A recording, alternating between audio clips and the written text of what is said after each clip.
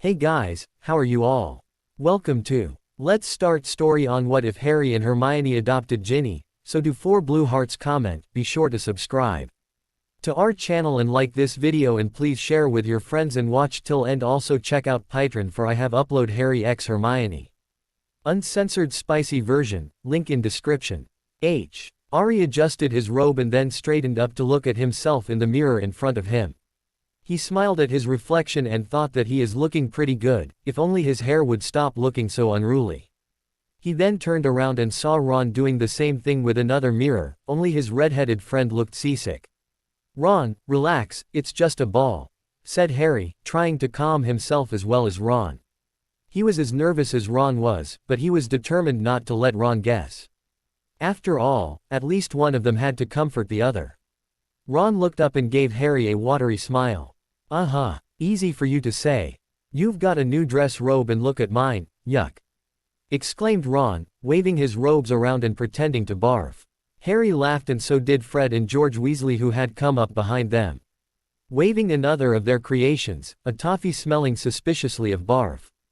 On the other hand, in the girls' dormitory, there was a terrific noise. Some girls were pulling on their new robes, others making their hair, some helping their friends to create a new hairstyle and a few laughing hysterically as a young witch had tried to bewitch her long nose into becoming a petite one, only instead it had grown 2 feet long. Hermione, one of the few who had finished their dressing up, helped the poor girl to straighten out her nose dilemma and then went looking for her good friend, Ginny Weasley, amongst the crowds of chattering girls. "So there you are," said Hermione as she found Ginny in front of one of the many enchanted mirrors the girls had whipped up to look at themselves better. These mirrors not only could show a person from every angle, but gave advice on how to look better too. "Hey Hermione," replied Ginny, smiling, as she put an enchanted butterfly brooch on her robe that kept gently fluttering, flashing its lavender jewels. "You have no idea what I've been going through," continued Ginny, this time keeping her voice faintly above a whisper. "I'm the ONL. Second year going and all the other girls have been trying to ruin my day. Even Elise tried to sabotage my broom so that I might break my leg before the ball." Ginny was going to the ball with Neville, one of Hermione's classmates who had asked Ginny out since all the other 4th year girls already had dates. Hermione laughed and sat down next to Ginny. "Don't slouch, girls," came a strict order making both girls jump. Ginny giggled when she saw the bewildered expression on Hermione's face as the girl tried to see who had spoken. "It's the talking mirror. Remember, the one I told you about," said Ginny and the same voice answered, "Oh, famous am I," and then giggled. "Definitely a girl mirror all right," laughed Hermione. "And relax will you," she continued. "You look great and hey, you're not dead yet, right?" She continued and looked at Ginny, who had for once let her red hair loose and was wearing her teal-colored robes which were looking very pretty. "Look who's talking. By the way, how did you straighten your hair?" said Ginny, noticing that Hermione's bushy hair were now looking very straight and shiny. "Hey, it's secret," chirped Hermione, twiddling a lock of hair around her finger. The 2 girls laughed again when Elsie tried blasting her pimples off again and grew a wart at the tip of her nose instead. Pissed. "Harry, tell me, are these burnt edges of my robes really noticeable?" whispered Ron, trying to catch Harry's attention as they walked down the stairs with the other Gryffindor boys. "Ron, for the millionth time, they're okay," said Harry grumpily. Ron kept asking these kinds of questions to Harry whenever he came at least 2 feet near him. Boy, is Ron nervous or what? Thought Harry, looking at his friend who was practically gnawing on his robes out of anxiety. Ron also looked very pale, not to mention his skin had a slight greenish tinge and his eyes had glazed over. "Please let this ball be over with," prayed Harry as he stood with Ron at the foot of the stairs, waiting for their dates. Suddenly, without a word, Ron walked out of the hall they were standing in, and then returned shortly after. "Where'd you go?" asked Harry and noticed that Ron wasn't looking devastated as he had been looking before. "Anti-nervousness spell. Fred told me the instructions when he saw me. Apparently the great Percy once had the same problem when he was meeting Penelope for the first time and he whipped up this spell," said Ron grinning crazily. Harry knew why though. Now Ron and the twins had another point to pester Percy about when he would meet him next. Harry also grinned and then saw the two girls were making their way down the stairs. "Wow," Harry muttered as he saw his date in front of him, looking very pretty in fluttery pink robes. He held out his hand to Pavarotti and escorted her to the Great Hall, stopping to glance at Ron, who was smiling at the girl at his side with ease. "Yup, this is going to be fun," Harry thought as he looking down at his date. "They're beautiful," Hermione exclaimed as her date, Victor Krum, handed her a bouquet of white flowers she couldn't recognize. "What kind of flowers are they?" Hermione can't. Enewed as she created a vase with a wave of her wand and put the flowers in it. Victor had surprised her by coming up to her dormitory, and the flowers were so unexpected that Hermione was thrilled. Shish. E had never been given flowers before, and sneaking a peek at Victor as she adjusted the flowers, she thought he looked great in his dress robes.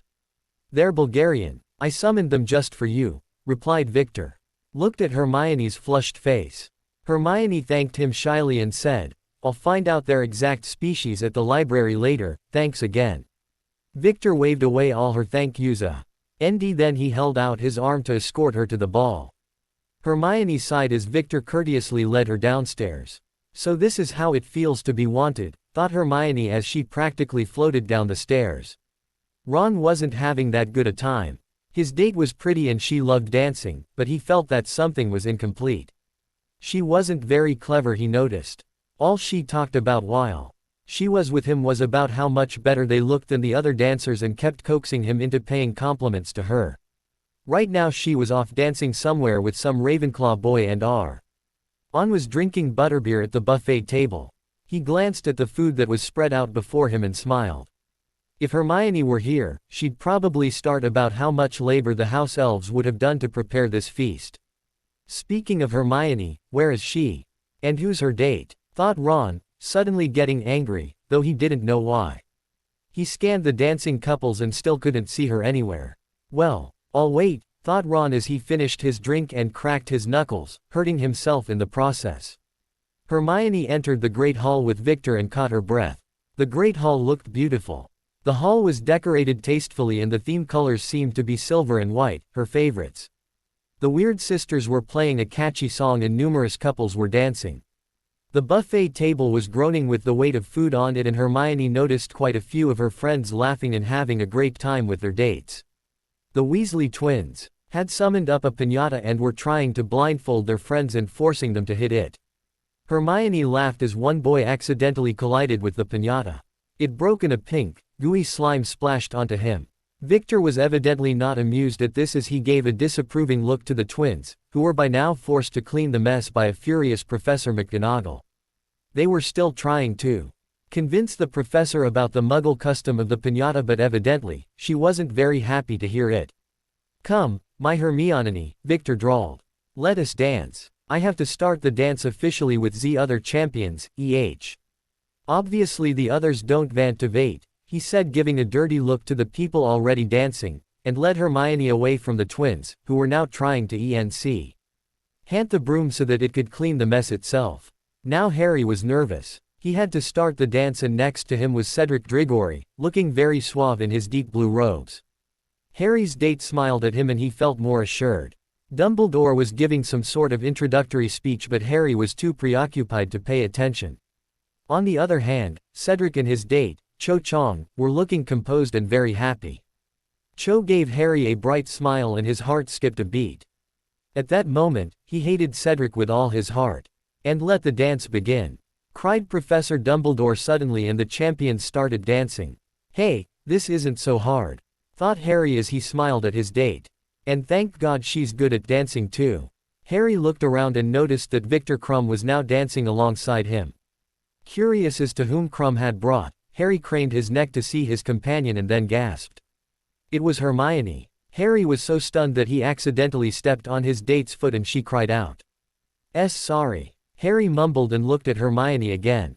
She was looking beautiful. Was it really Hermione? At that moment Hermione looked up and saw Harry gawking at her, and she gave him a mischievous grin. She was evidently enjoying Harry's shock. Harry smiled back at her weakly and then concentrated back on his own date, who was by now pouting prettily at the lack of attention. Talk about the ugly duckling turning into the swan, thought Harry with a wry smile. Not that Hermione was ever ugly. Harry wondered if Ron would take it as well as he had. 10 minutes later, Ron was still at the buffet table, even though he had no appetite. His date had danced with about 4 different boys and now, as he saw, the 5th one. He was keeping an eye on her, but he didn't feel like dancing at all.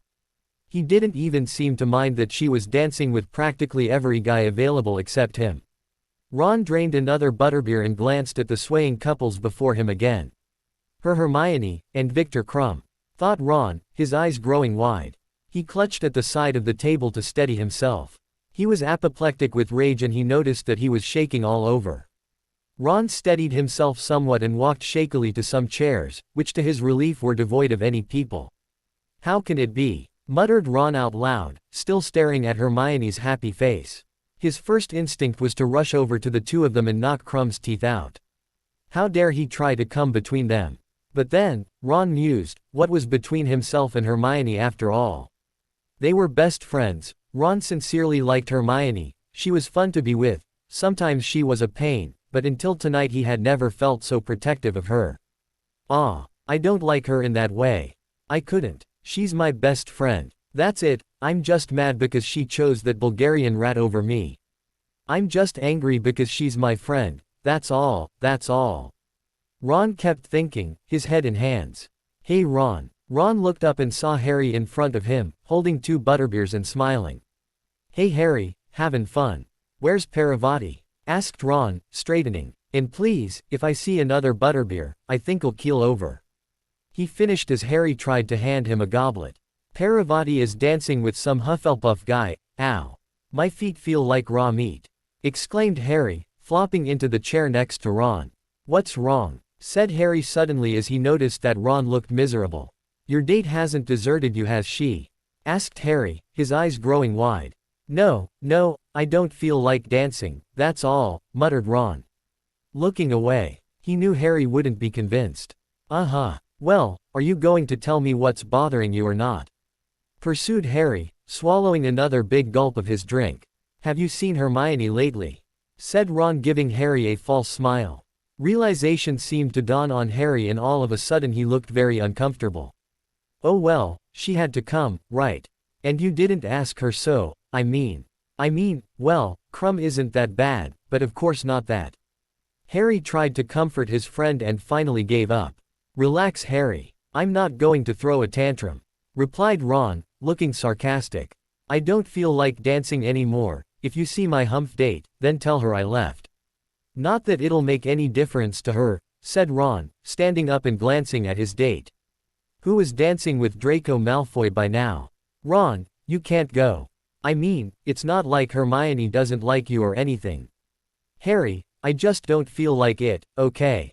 No, I'm some sort of wounded hero in one of those crappy muggle books Hermione reads. I feel a bit sick, that's all. Maybe Percy's spell wore off, huh? Ron said and strode away determinedly, leaving behind a confused Harry. Now Hermione was sure of it.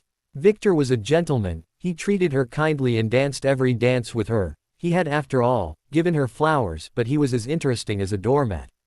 She was definitely bored. His main topics of conversation were Quidditch, Bulgaria, and his mother. Did I mention Quidditch? By the end of the 5th song, Hermione was practically snoozing. Hermione had seen Harry. She had loved it when he had stared at her as if she had sprouted wings or something. And she knew that he had had fun dancing with his date, but where was Ron? Hermione had been peering over her shoulder throughout every dance, trying to catch a glimpse of the usual Weasley red hair, and had spotted Ginny with Neville, and Fred twice, or had it been George and Fred? She didn't know. There was definitely no Ron on the dance floor. At last, tired of hearing how Victor had caught the snitch the 50th time in some famous tournament or the other, Hermione excused herself and asked Crumb whether he could get her a drink. After he left her, Hermione practically ran to some chairs in the far corner of the hall and exhausted, flopped down in one of them. Hi Hermione, came a solemn voice. She glanced at the chairs next to her and saw Harry making his way across to her. Hermione smiled and replied, Hey Harry. Where's Ron? I haven't seen him anywhere. She peered at the dancers again. He didn't feel that great, so he just went to get some air, said Harry, trying to sound casual. Hermione frowned. Ron had never left a party when it was in full swing before. Trying to change the subject. Because Harry knew Hermione's knack of asking questions all too well, Harry inquired whether she was having a good time. Yeah, great, muttered Hermione in a distracted fashion. Where'd you say Ron went? Harry swallowed awkwardly. He didn't know why, but he didn't want to tell Hermione that Ron had seen her with Krum and had left. I have no idea, said Harry truthfully. At this, Hermione seemed even more flustered. The two of them didn't notice that another pair of eyes was watching them closely. Ron wandered out of the Hogwarts building. He walked past Hagrid's hut and the Forbidden Forest and stopped at the lake. The lake was as still as the countryside around him, and the reflections of the starlit sky were making it look eerie and uninviting. Ron walked over its edge and stared at the murky water beneath him for a moment and then decided to sit down. Overhead, he heard the hooting of a young owl as it flew past him. Probably a late message, thought Ron. As he pulled out a piece of grass and started chewing on it. The sounds of music slowly drifted towards him and he pictured Hermione in Krum's arms and having a great time. I'm not jealous, thought Ron fiercely, but a little voice in his head told him that he was lying through his teeth. Ron was jealous as hell and he knew it. But I can't think of her that way. She's my friend, thought Ron stubbornly. Again that annoying voice seemed to say, so what? Can't you fall in love with a friend? Fall in what? Love. Me. Hermione and me. Ha ha. As if. Ron thought and laughed. But then he stopped ahing abruptly and stared at the lake again, deep in thought. Do I love Hermione? Do I? Oh Lord. I do love her, oh my God. Ron suddenly whispered and groaning, put his head in his hands again. I finally realize that I'm in love with my best friend. I convince her that I don't even consider her a girl. Man, why didn't I ask her when I had the chance? Now, she and Krum. I can't believe I ever admired that. Ron groaned again. Hermione knew something is wrong. Ron was acting totally out of character. She didn't know anymore because Pavarotti had come up and Harry was sked away to dance again and he had been glad of the diversion. Hermione knew Harry wasn't telling her all he knew about Ron. But why wasn't he telling her everything? And where was Ron? Hermione was so preoccupied with her thoughts. She didn't even notice that Krum had brought their drinks and was standing next to her. Suddenly feeling too tired to drink, Hermione refused. I know I'm being rude. To Victor, he has been very sweet, but I'm so worried I guess. Where is Ron? He's ruining my day, Hermione thought, and then smiling apologetically at her date, said, Victor, I don't feel so well. I'll just pop out and get a breath of fresh air. No, you don't have to come. Nothing serious, I'll be back soon. Enjoy yourself. And saying so, Hermione practically ran out of the Great Hall. Somewhere in the hall, one person had been watching the antics of Harry Potter, Hermione Granger and Ron Weasley with great interest. The person had first seen Weasley leave, then Potter's confusion and desperation, and then had seen Granger run out. Smiled knowingly, the person knew the plan would work to perfection. Hermione ran out of the hall and then stood outside for a moment and caught her breath. She then proceeded to run up the stairs to the Gryffindor common room. There was nobody there. One by one, the teenager sped across corridors, peeked around corners and checked all the classrooms for any sign of Ron. He was still nowhere to be found. Where is that idiot? Doesn't he know what a bad time he's giving me? No, well, I suppose he doesn't, but where is he hiding? Hermione thought. ND stopped at the huge statue of a gargoyle at the entrance of Hogwarts. Tired as she was, Hermione sat down at its base and stared at the full moon. What a romantic night. Full moon, beautiful place. A dance indoor and me sitting on a stupid stone monster trying to find that idiot of a best friend all alone. Sighed Hermione. But why did Ron leave? I didn't even get a chance to show off my date. Hermione gave a wry smile. When Hermione had imagined this evening, she had thought that she would show Ron and Harry her date, Victor, and they would be shocked and then would at least treat her like a girl. But somehow, it hadn't gone according to plan. Harry had responded exactly as she had imagined him to, but Ron hadn't even been there. Hermione would have enjoyed seeing him jealous. Obviously he would be because he hadn't asked her. Nothing personal in it, Hermione had imagined, but she hadn't counting on him leaving. That meant something serious was wrong. Maybe Ron had gotten sick. Maybe he had sprained his ankle. What if his date had deserted him? Sudden, horrible thoughts started occurring to Hermione and the color drained from her face. She had to find Ron, she just had to. Picking up her robes, Hermione ran into another maze of corridors looking for Ron. Right this moment she's probably dancing with Crumb, Ron thought, trying to skip a pebble on the lake. But I have to tell her how I feel, she has to know, but what if she thinks of me as nothing but a best friend? I'll kill myself then. It'll ruin our friendship and that means a lot to me. But if I don't tell her then she'll never know.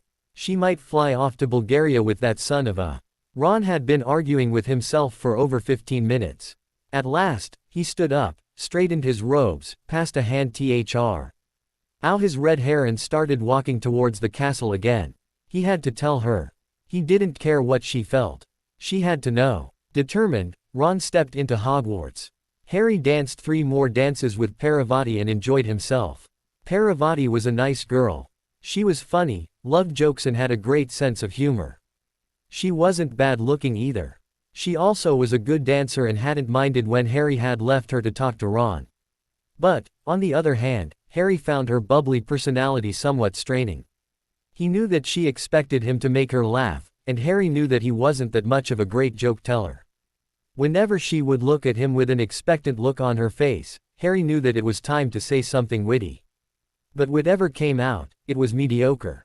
Harry started stuttering and somebody or the other always ruined the punch line.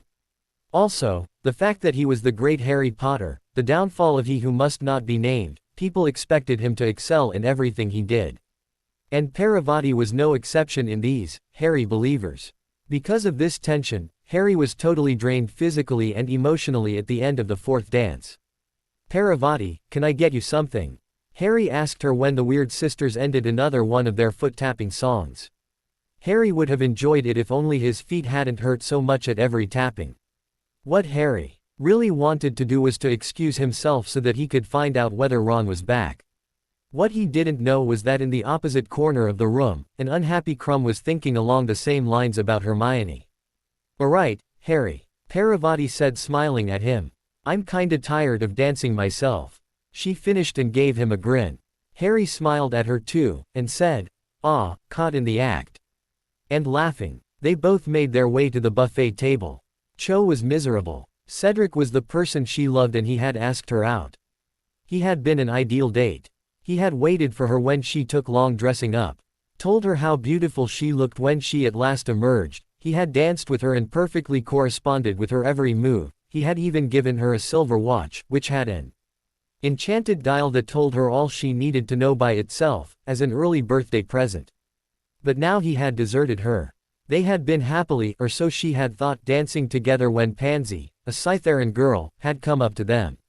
Cho had to admit that the other girl had been looking stunning. Pansy was wearing black robes that had a hint of sparkle in them, which twinkled whenever she walked in her elegant manner. Cho guessed that she must have enchanted herself with some kind of refinement spell. It wasn't as if Snape would stop her since she was in his house. She was also wearing too much makeup that suited her splendidly. Her eyes were a cold gray and the mascara was making them look bigger. She was also wearing some kind of glittering peach gloss on her lips that didn't wear off. Even when she drank from her goblet about 1 trillion times. Anyway, Pansy had come up to them and asked Cedric whether he would dance with her. Cho had been sure that Cedric would refuse. Besides, she had thought, whoever heard of a girl cutting in? But Cedric had shocked her by agreeing as if it was the most natural thing in the world to leave your date in the middle of a slow song to go off with another girl. Now, 30 minutes later, Cho was sitting on some chairs, having no clue as to where her date was. She silently cursed her luck and stood up. She was leaving. Hermione was now at her wit's end. She stood in the corridor for a couple of seconds, wondering what to do next. Ron couldn't be found anywhere. At last, tired and sore, she made her way to the Gryffindor common room again. She sat down on one of the comfy sofas and stared into nothingness. Suddenly, she heard a scratching sound from the window. Frowning, she went over to it, glanced outside. It was an owl. Owl post. At this time of night. I wonder whose it is, said Hermione, opening the window and letting it in. She recognized it as one of the school owls since it had Hogwarts emblem engraved in the collar it wore. She patted its neck and untied the string holding the letter to the owl's leg. "Why, it's addressed to me," Hermione exclaimed, looking at her name printed on the envelope. Hermione was very confused. Who on earth would send her an owl from the school? I haven't done anything wrong, have I? Have I been missing any of the classes? Thinking the worst, she opened the letter with trembling fingers. Her eyes grew wide at what was written. "Hey Cho," said Harry, still a bit nervous and embarrassed at talking to her ever since she had refused his offer of going to Yule Ball with him. Harry had been eating a chicken drumstick when he noticed Cho walking resolutely towards the Great Hall's doors. She was looking even more beautiful than usual, her blonde hair loose and her baby blue robe swishing around her. Still, Harry noticed that she looked sad. Cho looked at Harry and gave him a feeble smile. She seemed to be deciding whether to leave right there or linger and talk to him. Finally, she seemed to have made up her mind as she came towards him. "Hi Harry. Having fun?" she said, looking distracted. Her mind obviously wasn't wondering whether Harry was enjoying himself or not. "Yeah, sure," Harry said. "Where's Cedric?" thought Harry, looking at Cho's ashen countenance. And why was Cho looking as if she had just come from a double potions class? He handed her a goblet of ice-cool water, hoping to snap her out of her trance. As Cho drank the water Harry had offered her, Harry thought of the pros or cons of talking about Cedric. After Cedric had asked Cho out, Harry didn't like him one bit. What if he mentioned him and Cho would leave Harry to return to her date? Harry wanted to spend as much time with the girl as possible. "So, where are you going?" "Not leaving yet, I hope," said Harry instead. The water and his presence seemed to soothe Cho. She took a big gulp of her drink and then candidly replied, "Actually, I'm feeling terrible and want to leave." Harry was startled at hearing this. Everyone had whispering that Cedric and Cho made the model couple. What had gone wrong? Why? Harry managed to say, staring at the girl. Cho gave a sad smile that pulled at Harry's heartstrings. He indicated towards the hall's door and together they both left the hall. Hermione looked as if she had seen a ghost. The message that the owl had brought was still staring at her from the oak table it was placed on. Her eyes scanned the contents of the letter for the 5th time. "Dear Hermione," it said. "How I've waiting to confess my true feeling to you. Watching you has been such a thrill for me, Hermione. I love you. I don't know whether you have the same feelings for me, so I'm writing this letter instead of confronting you. Please don't think I'm a coward. If you say no to me, I know I'll die. I just had to write to you, I've waited for so long. Love, your real admirer. P.S. That Weasley isn't worth you. He doesn't even care about you. Don't waste your time on him." Ron entered the Great Hall once again. His brothers were having a great time, he saw.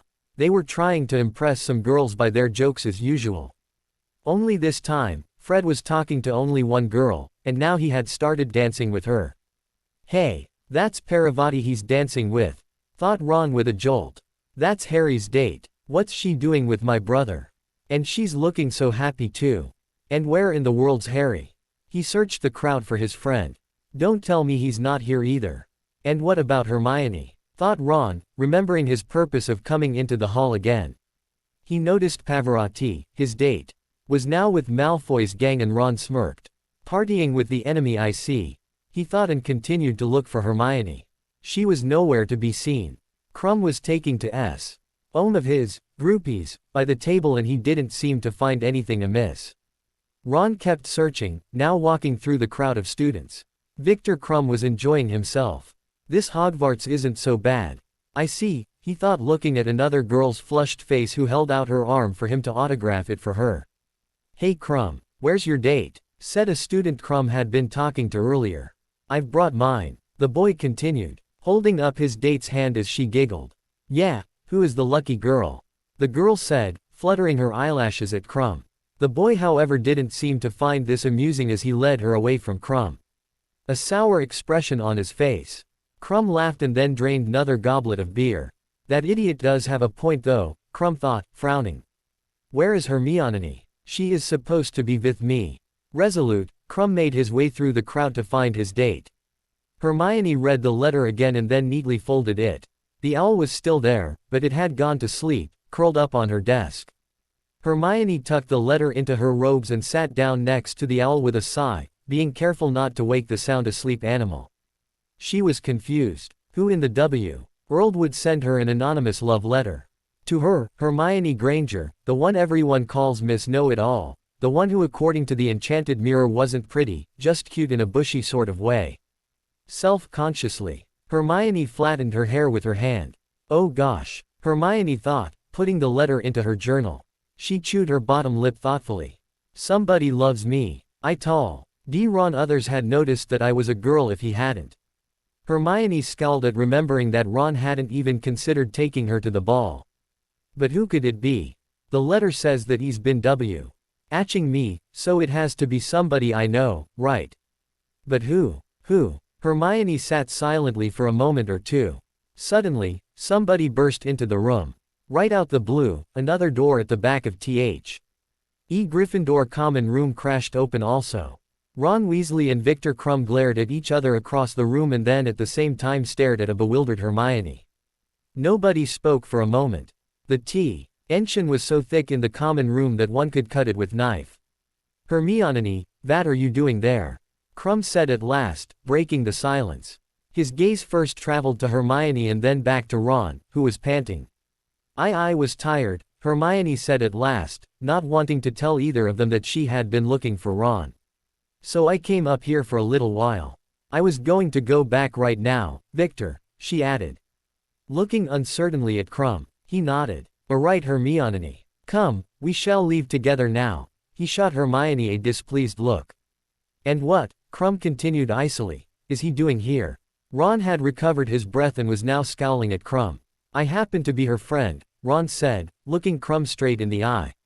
I was looking for her. Harry was worried where she had gone off to. The last thing Ron wanted to tell his new archenemy was that he was the one who had wanted to speak to Hermione alone. Hermione stared first at Ron and then back at Krum. So, Ron had been looking for me, had he? I really find that hard to believe considering that we never met when I was practically running all over Hogwarts. Thought Hermione defiantly. I believe you also have a date, Mr. That vas your name again. Retorted Krum coolly, looking Ron up and down. His eyebrows rose a trifle when his gaze locked on the scorched edges of Ron's robes. Weasley, said Ron through clenched teeth, determined not to lose his temper. Even Ron could see that Krum was not only older than him, but was taller and more muscular too. It would be a height of stupidity to challenge him, wand or no wand. Ah, yes, Mr. Weasley, said Krum. His tone of voice seemed to dare Ron to correct his pronunciation. Ron said nothing. Krum's eyes flashed at the younger boy before him and seemed to regard him like a parasite.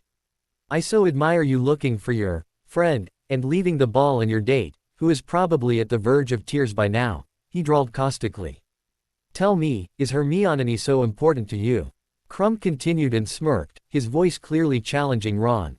Still, I suggest that you pay more attention to your date and allow me to deal with mine, Ron couldn't take it any longer.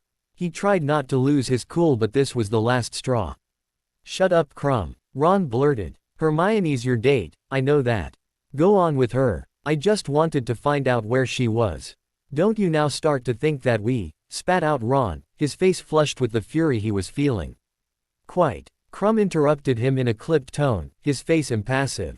For him, this performance was unmistakably over. Thank you for recognizing that fact, Mr.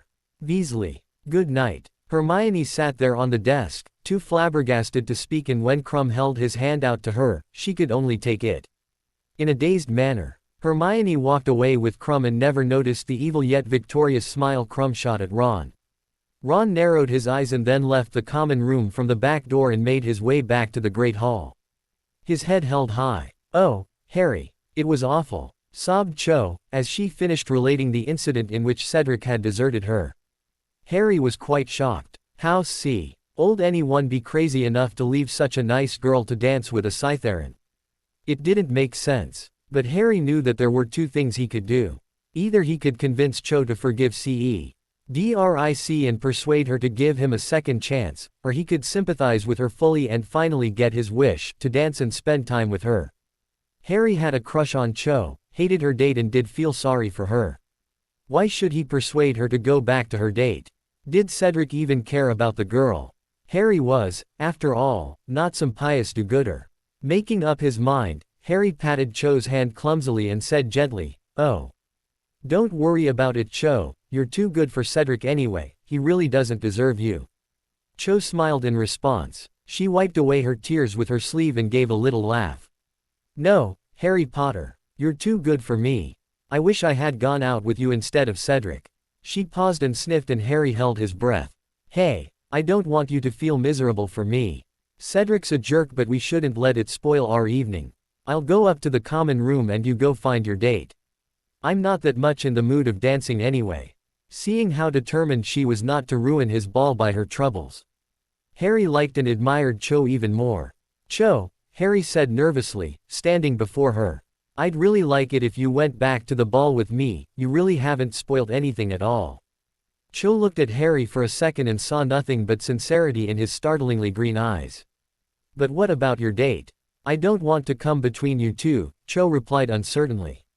"Listen, I'll tell you what," answered Harry, a thought swiftly occurring to him.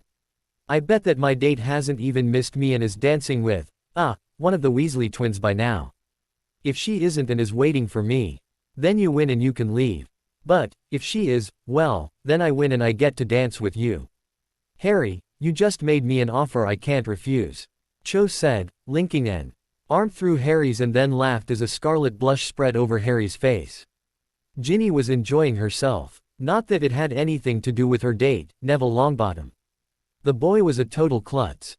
Not only did he manage to step on her foot on the precise spot that hurt the most in every dance, he also refused to dance anywhere that was slightly away from the buffet table. Still, the least Ginny could say about him was that he was sweet and had a good sense of humor, even though he was lousy at cracking jokes. Ginny spent most of the evening either trying to distract Neville from food or calming him down whenever he saw Snape in his 50-mile radius. Also, her brothers, the infamous Weasley twins, were usually about. Ginny felt suspicious of that though. She had this horrible feeling in her gut that they were up to something, but still, they kept her in good spirits by their usual antics. But, by the start of the sixth song, Ginny felt a strange feeling. She felt as if something was pushing her away from Neville as they danced. Neville certainly didn't seem to notice anything amiss. He kept on dancing cheerfully, but Ginny knew something was wrong. When they finished the dance and drew apart to join in the usual applause after each song, Ginny felt as if the breath had been knocked out of her.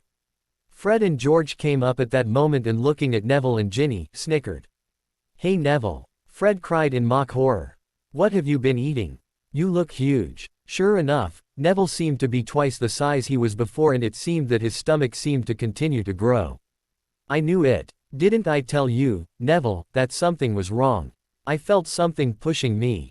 "It was your stomach," shrieked Ginny, her eyes as big as saucers as she stared at her date who was looking white as a sheet.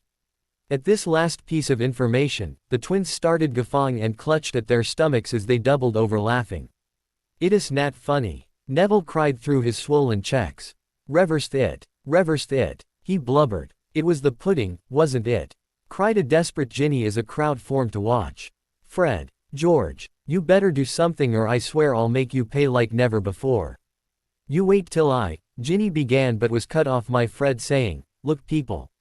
Watch and learn how to make your friend beach balls. It's so easy." At that, George Callie created a flashing sign that bobbed over Neville's head saying, "You can even choose the colors of the beach balls. Try it. Just for 14.99 galleons. It's magic." Ginny almost exploded with anger. It was her first ball and her aggravating brothers were trying their level best to ruin it. "Quit it you two," she shrieked. Seeing Ginny's red face and Snape coming towards them, the twins produced two identical long pins and before Neville could even whimper again, thrust them into him. The crowd of onlookers gasped but soon saw that Neville wasn't hurt at all, but was slowly deflating. The TWs also seemed to have disappeared as Snape came up to Ginny and Neville. Snape stared at Neville, who was more or less back to his original dumpy physique and scared the poor boy almost out of his wits by bestowing his worst scowl on him.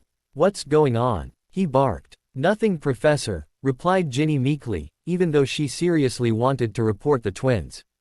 Just having a bit of foo. She replied, but immediately knew she had said something wrong, seeing Snape's expression grow grimmer. Snape's eyes flashed angrily and he snarled, "Well, Miss Weasley, if you would just step into my office afterwards. Perhaps I can demonstrate what I consider just having fun. You Weasleys are all alike," he proclaimed, quite unfairly. "I seriously hope for your sake, Miss Weasley, that you not follow in your brother's footsteps or their marketing ideas." And saying so, he cast another sickened look at the sniveling Neville and strode away. By now Neville was shaking all over and Ginny kindly said to him, "Come on, Neville. Don't worry about that big bully. Let's get a bite to eat." Saying so, they made their way to the table, though Ginny was in pain because of Neville had unconsciously clasped her hand tightly. "I suppose he's still petrified," thought Ginny good-humoredly and gave a wry smile as she carefully extracted Neville's hand from her own. She picked up a goblet of water to hand it to her date. But before either of them could do anything, Two Faces peeped through the tablecloth and gave her a thumbs up before running away from the scene of the crime. Ron came into the hall and noticed that Hermione and Krum still had not arrived.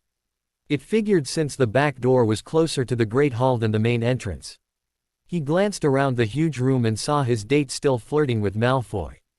He rushed over to her and said, "Wanna dance?" And before Padma could reply, he had yanked her to the dance floor and started dancing. At that precise moment the song ended. Ron cursed his luck and Padma spat out, "Ron Weasley. You had no right to do that. I was having fun. And no thanks to you." "Sorry, Padma. Let me make it up to you, okay?" replied Ron, too drained to argue. Hearing this seemed too much for Padma's wishy-washy character. "Alright, let's dance," she chirped and didn't notice Ron rolling his eyes. Just as Ron was getting ready for a fast song, the Weird Sisters started playing a slow and romantic ballad. "Shit, I hate you weirdos," Ron thought and shot the group, which playing on the elevated platform in the center of the room, a dirty look. Ron cursed under his breath as Padma giggled in delight. The song seemed to be her favorite. "Shall we?" she said brightly. "Sure," Ron said, but thought instead, "Do I have a choice?" and sighed. As then that he noticed Harry was dancing with Cho Chang not far off. Ron grinned when he saw the contented expression on Harry's face. He obviously had gotten what he wanted.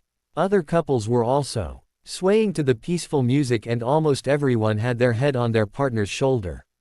Ron hoped Padma wouldn't get any ideas. As they drifted between the crowd, Ron actually started to relax. The calm melody and Padma's quietness was having its due effect. Ron actually started enjoying himself. Then when he spotted Krum and Hermione through the thinning crowd and saw Krum bending over her and whispering something into her ear, it seemed as if somebody had thrown a bucket of cold water over his head. He jerked awake from his trance and gritted his teeth. Hermione now found herself dancing with Krum again. She sighed. If only Ron was here instead, she wished, but then hit by how bizarre her thought was, she comforted her inner self by thinking, "As a friend I mean." But then, she told herself practically. Harry was also her friend, but did she want to dance with Harry? No, I think I've been reading too many romance novels, she thought and smiled. At that moment Krum looked at her dreamy expression and thought it was because of him.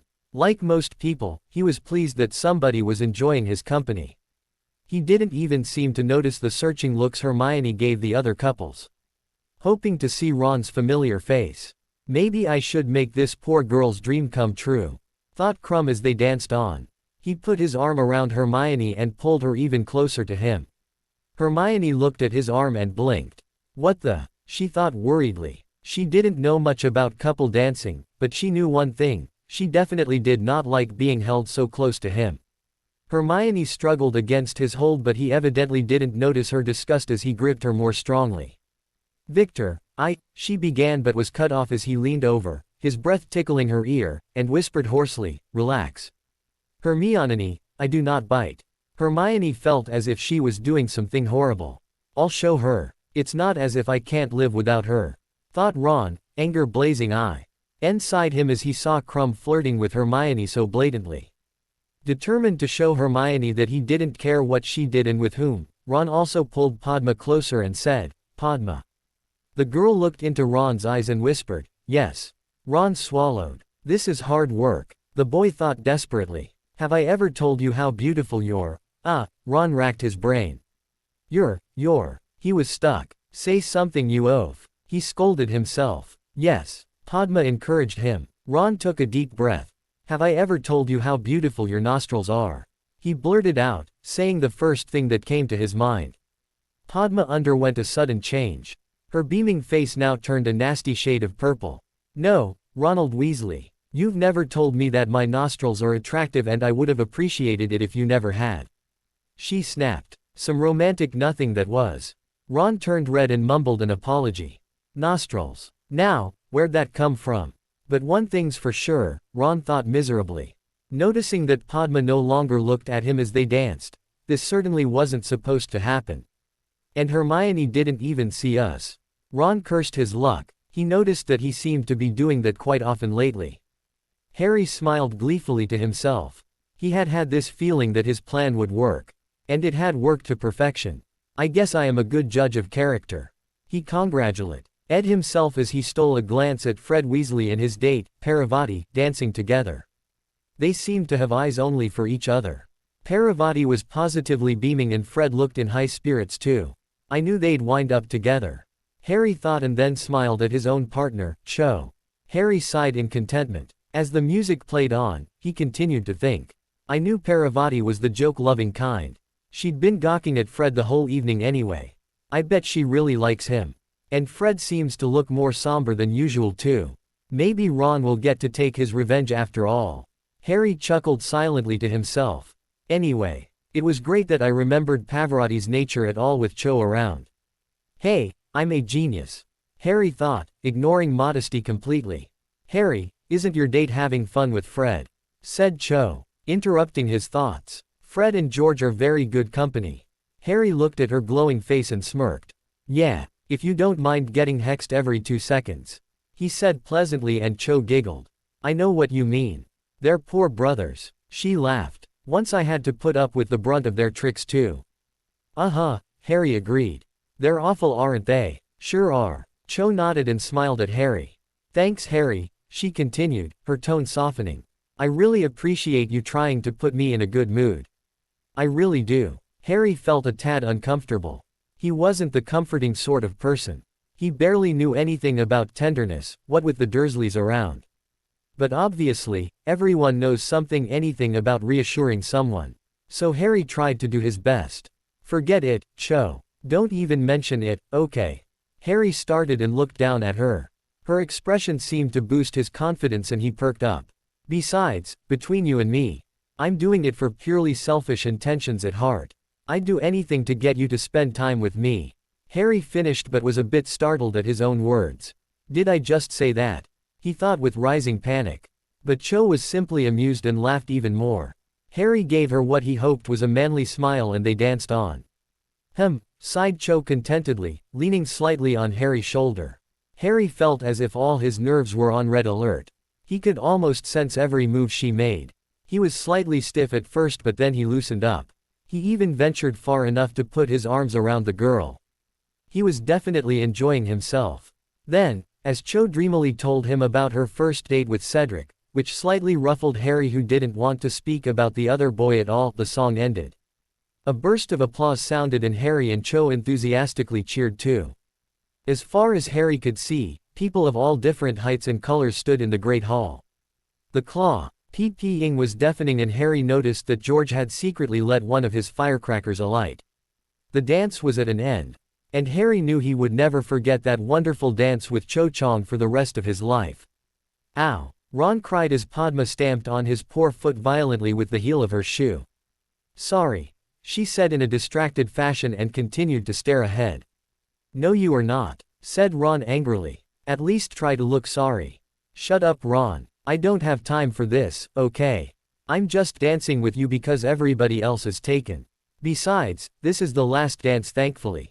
Padma replied, looking at Ron straight in eye for the first time after about half an hour of dancing with him. Ron didn't know what to say. He wondered whether he was allowed to punch a girl, but he missed the thought as a furious face of Mrs. Weasley came to him. Nope, Hitting Padma wasn't the answer. Ron wondered if all girls were this irritating. I reckon they're not, Ron thought, imagining Hermione. She was always normal with Harry and me. She never acts funny. I bet she won't have even minded if I told her that her nose was nice. I guess I've got to ignore Padma right now. Ron thought and sighed. This was going to be difficult. Padma seemed to go out of her way to vex him. He supposed she was still cross because he had dragged her away from Draco. What's wrong? Cat got your tongue, said Padma, making a face. You always answer back, she said and stared at him dully. Forget it, okay. Ron said and looked away. He tried pushing her even further away from him.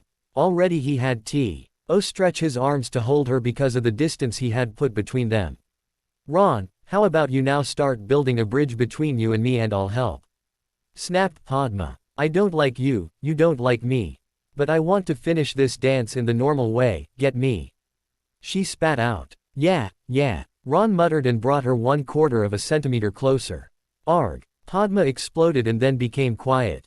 Evidently she had totally given up on him. Then they heard the music come to a halt and both of them jumped backwards, wanting to land 20 feet away from one another. The dance was at an end. Ron knew he would never forget this horrendous evening even if he tried. This nat fun, drawled Krum in Hermione's ear. Yeah, great. Hermione replied and tried to pull a little away from him. She had been trying to do that since the last 2 dances. If she did manage to put any distance between them, Krum would again close in on her and all her attempts would result in nothing. At last, exasperated, she decided on being blunt with him. There was no other way. The guy didn't understand any of her subtle hints. Victor, please move a little away. You're kinda choking me, she said and immediately he straightened up. He looked away, trying not to look abashed, but she had this feeling that he was dismayed at this. Hermione had thought a lot about the incident in the common room throughout the dances. Had Ron been looking for her? If he had, then why? Harry certainly had not been worried. She had seen him dancing with a 5th-year girl, Cho-Chang. This had surprised her. But the fact that his date was dancing with Fred Weasley was even more unexpected. But Harry hadn't seen her or paid her any attention. But Hermione did know one thing and that was that Ron was nice enough to look for her and notice her absence and Krum had been rude to him. She wondered why she hadn't spoken up then. She supposed it was because she was too stunned to do anything. Since then, she had been slightly cold towards Krum. Making up her mind, Hermione looked at her date grimly. Victor, did you have to be that rude with Ron? He is my best friend, she said. Excuse me Hermione, but I believe it was your friend who was rude to me. He did not have to come find you. He knows that you are here with me. I must say, though I hate to say it to you, but I find him annoying and suspicious. Hermione was bowled over with this speech. Suspicious? Of Ron? What do you mean? She said, her mouth gaping slightly. Forget it. I do not wish to talk about Mr. Weasley at all, he said and clamped his mouth. Weasley, Hermione muttered. Vetiver, he replied. She danced in stony silence for a few minutes and then Krum sighed. I am terribly sorry, Hermione. I acted like a pig. I apologize again. I should not have spoken like that about your friend. I just want this evening to be perfect, But I cannot like your friend and that is the truth. I will keep it to myself, he said, never looking at her. Hermione felt a bit guilty. She had misjudged Victor. He wasn't a bad sort. He was truthful and considerate, but he still didn't like Ron. Everybody has their own tastes, huh? Hermione said at last. Her date looked at her hopefully. I'm sorry too, for leaving and everything. Just don't be rude to Ron again, right? She finished and gave a small smile. I promise, Victor said and gave her a beaming smile that lit up his whole face. Krum wasn't handsome. His jaw was too angular for that. But he was good looking, in a rugged sort of way. His hooked nose also gave him a devilish appearance. But as Hermione noticed, his smile was really charismatic. Hermione smiled in response. They danced on, now more comfortably because he neither held her too close nor too far. They both matched each other's steps perfectly and they glided effortlessly through the crowd. Then, the music slowed down, the couples around them came to a standstill. Victor kept gently dancing though and Hermione laughed. She bet they were the only ones dancing. Then he stopped, bent down on his knee and lifted Hermione's hand. He very gently kissed it, as if it was made of fine porcelain, and then smiled at her. He drew up beside her once again and put his arm on her shoulder tenderly.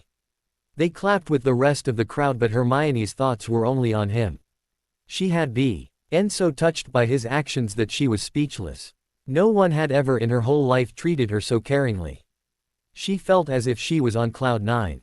For Hermione, the dance had had an almost perfect end. She knew that this evening would forever be etched in her memory. If the Great Hall had been looking awesome before, now it was looking absolutely breathtaking. Throughout the dance, people had been concentrating on their partners more than their surroundings, but now that the dance was at an end, they noticed what measures had been taken to make the hall look presentable. The slabs of creamy white marble that made up the floor was shining like a mirror, and the stars that could be seen through the enchanted ceiling were reflected on it, making everybody feel as if they were standing on the sky itself. Peeves, the aggravating poltergeist, had been sent to the opposite wing of Hogwarts by the Bloody Baron to make sure that nothing would go wrong. Pedestals of a transparent silvery substance were lined against the walls with huge flowers in them. Their presence not only made the hall's appearance beautiful, but also was democratic. That was because the flowers were specially chosen to represent the 3 schools participating in the Triwizard Tournament. Some were the wild blossoms that grew in the Forbidden Forest, with velvety red-black petals, obviously representing Hogwarts. Others were Bulgarian pansies, deep blue in color, with pale green leaves. Then came the delicate blossoms of red, with a white pollen looking like a pearl at its center, that must have represented Madame Maxine's school. Suddenly, as everybody stopped clapping, a huge bang was heard. People looked around in astonishment, but Dumbledore merely smiled. Then, right out he blew, millions of tiny things, looking like confetti to all the Muggle-born students present, erupted from the ceiling and gently started to float downwards. There were gasps and oohs and ahs from the students, as they realized that the tiny fluttering things were none other than fairies. They were flying everywhere by now, their tiny wings glittering silver and each of them producing a warm glow of the color they were wearing. Pastel colors, shades of red and blue, and all other colors imaginable could now be seen zooming about the place. Then, in front of their eyes, the fairies started a kind of dance. Each one zoomed about and then came to a halt and waited for the others to follow. Soon, everybody realized that they weren't dancing, but were writing some sort of message. The clusters of fairies started to flock together. Their idea, it seemed, was to ma. I stretched lazily in my 4-poster bed and yawned sleepily. The dance the night before had been so hectic. I had finally hit the sack at about 3 in the morning or something.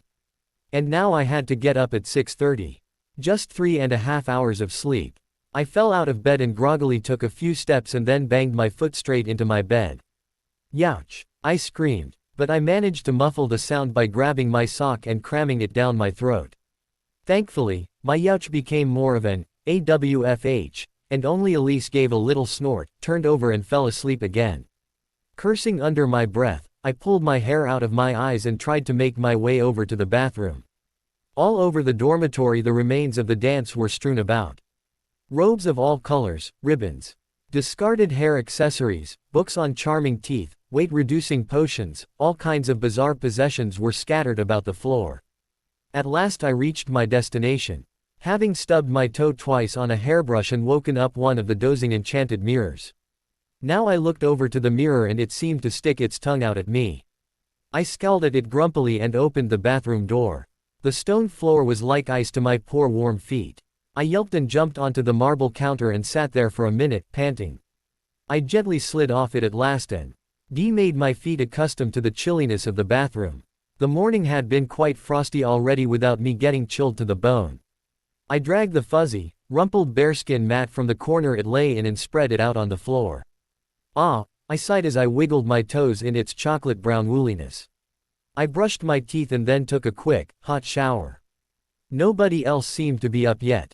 Lessons started at about 9 o'clock. But I was always an early riser, even if I slept at any unholy hour of the night. On the other hand, the rest of the girls seemed to want to get up at 8:45 or something and miss breakfast by the looks of it. I brushed my hair vigorously, which had almost returned to its normal bushy state. Only this time, I took more care about my appearance. And put on a light pink lip gloss I had never used before. Don't look at me that way as if you know why I'm doing that. It's no secret. I just want to, look nice for the heck of it. No ulterior motive, honest. Anyway, I then stepped out of the bathroom and glanced at the horribly messy dormitory. Picking up my wand from my bed stool, I flourished it about dramatically and chanted under my breath. Soon, the room was spotless. Even Mary Poppins couldn't have done it this fast. I smiled and went over to the dormitory door. I opened it, and looking at what was outside, my eyes grew wide. Alright, I should have been straight to the point. It was unfair of me to put that little star there. I wanted you to feel a little suspense, that's all. Anyway, outside the dormitory door, I found 6 envelopes. No, stupid. Not just envelopes. Letters too, and all 6 of them had my name printed on them. There they were, all 6, neat, little envelopes, staring at me from the floor. Looking at them, I suddenly got hit by a feeling of déjà vu. A look of apprehension must have crossed my face when I picked them up and stealthily walked into the dormitory, shut the door and rushed into the bathroom once again. Just as I had suspected. The letters were like the one I received yesterday. Each one about 6 lines long. With, "Your real admirer," typed neatly at the end of each one. Don't look at me with that longing look in your eyes. I am not going to read them to you. They're personal. I'm serious. Well, I wonder who could have possibly sent them. It's obviously not Ron. Am I disappointed that it's not him, you ask? Well, honesty speaking, yes, I am disappointed. But Ron hasn't been in my list since he didn't ask me to the ball. Yeah, I was hoping he would ask me. Sigh. Well, no use sitting and brooding about it. Ron's history. He doesn't come into all this, right? Obviously someone likes me, no I won't say, love. And I do have Victor, maybe it's. Eesh, what am I still doing in the bathroom with all these letters before me? I have to leave. No, that's not a smug expression on my face. Well, maybe it is, but that's beside the point. I left the bathroom and hid the letters under my bed, where their predecessor lay. Hey, Herm. I heard Harry calling as he sat down next to me. All morning I had spent in the library, looking up the name of the flowers Victor had given me. They were called Scheibe. Personally, I preferred calling them flowers rather than whatever they were called. The name was really quite unpronounceable. Now I was sitting in the Great Hall, with a few other students munching on toasts on their respective tables. I was spreading some butter on freshly baked bread also. I glanced at Harry. He looked tired, but kind of contented. And very distracted too. Hi, I said in response and looked over him. Ron was sitting next to Harry, but he hadn't said a word yet. I didn't want to say anything to him either. I didn't have anything to say. As still a bit sore at him for not asking me out. So, I held a grudge. Big deal, I bet lots of people do that. We sat in silence, which was very strange for me. We had always talked at mealtimes. About Quidditch, Draco's jerkiness, Pidgewiggin, Snape, the usual topics. But today, nothing. I munched my breakfast. Harry did the same, though he kept looking over my head every 2 seconds. Very weird, and Ron kept to himself. For the first time in 4 years, I felt uncomfortable being with them. No conversation meant something was definitely wrong. Taking courage into my hands, I spoke up. So, Ron, I said, looking at him directly for the first time since last night in the common room. How was your dance? I asked conversationally. Oh, wrong move. Ron looks worse. Great. How's dear old Vicky? He snarled, looking mad.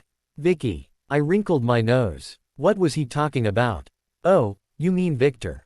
Geez, Ron, I'm sorry about last night, but you don't have to be rude. He was just a little pissed off at you, I defended Victor. But I stopped at Harry leapt up suddenly, scraping his chair awfully on the floor and ran out of the hall. Ron and I both looked at his retreating back in puzzlement. What was going on here? Were my 2 friends losing their marbles? At that moment the bell rang and I thankfully stood up. Ron scowled at me and deliberately walked as far away from me as possible to our classroom. Now I was mad. Why was he acting like such a big jerk? Was he still mad because Victor had been my date? What did he expect, that I would not go to the ball at all because he didn't ask me? He was acting like such a stupid crybaby.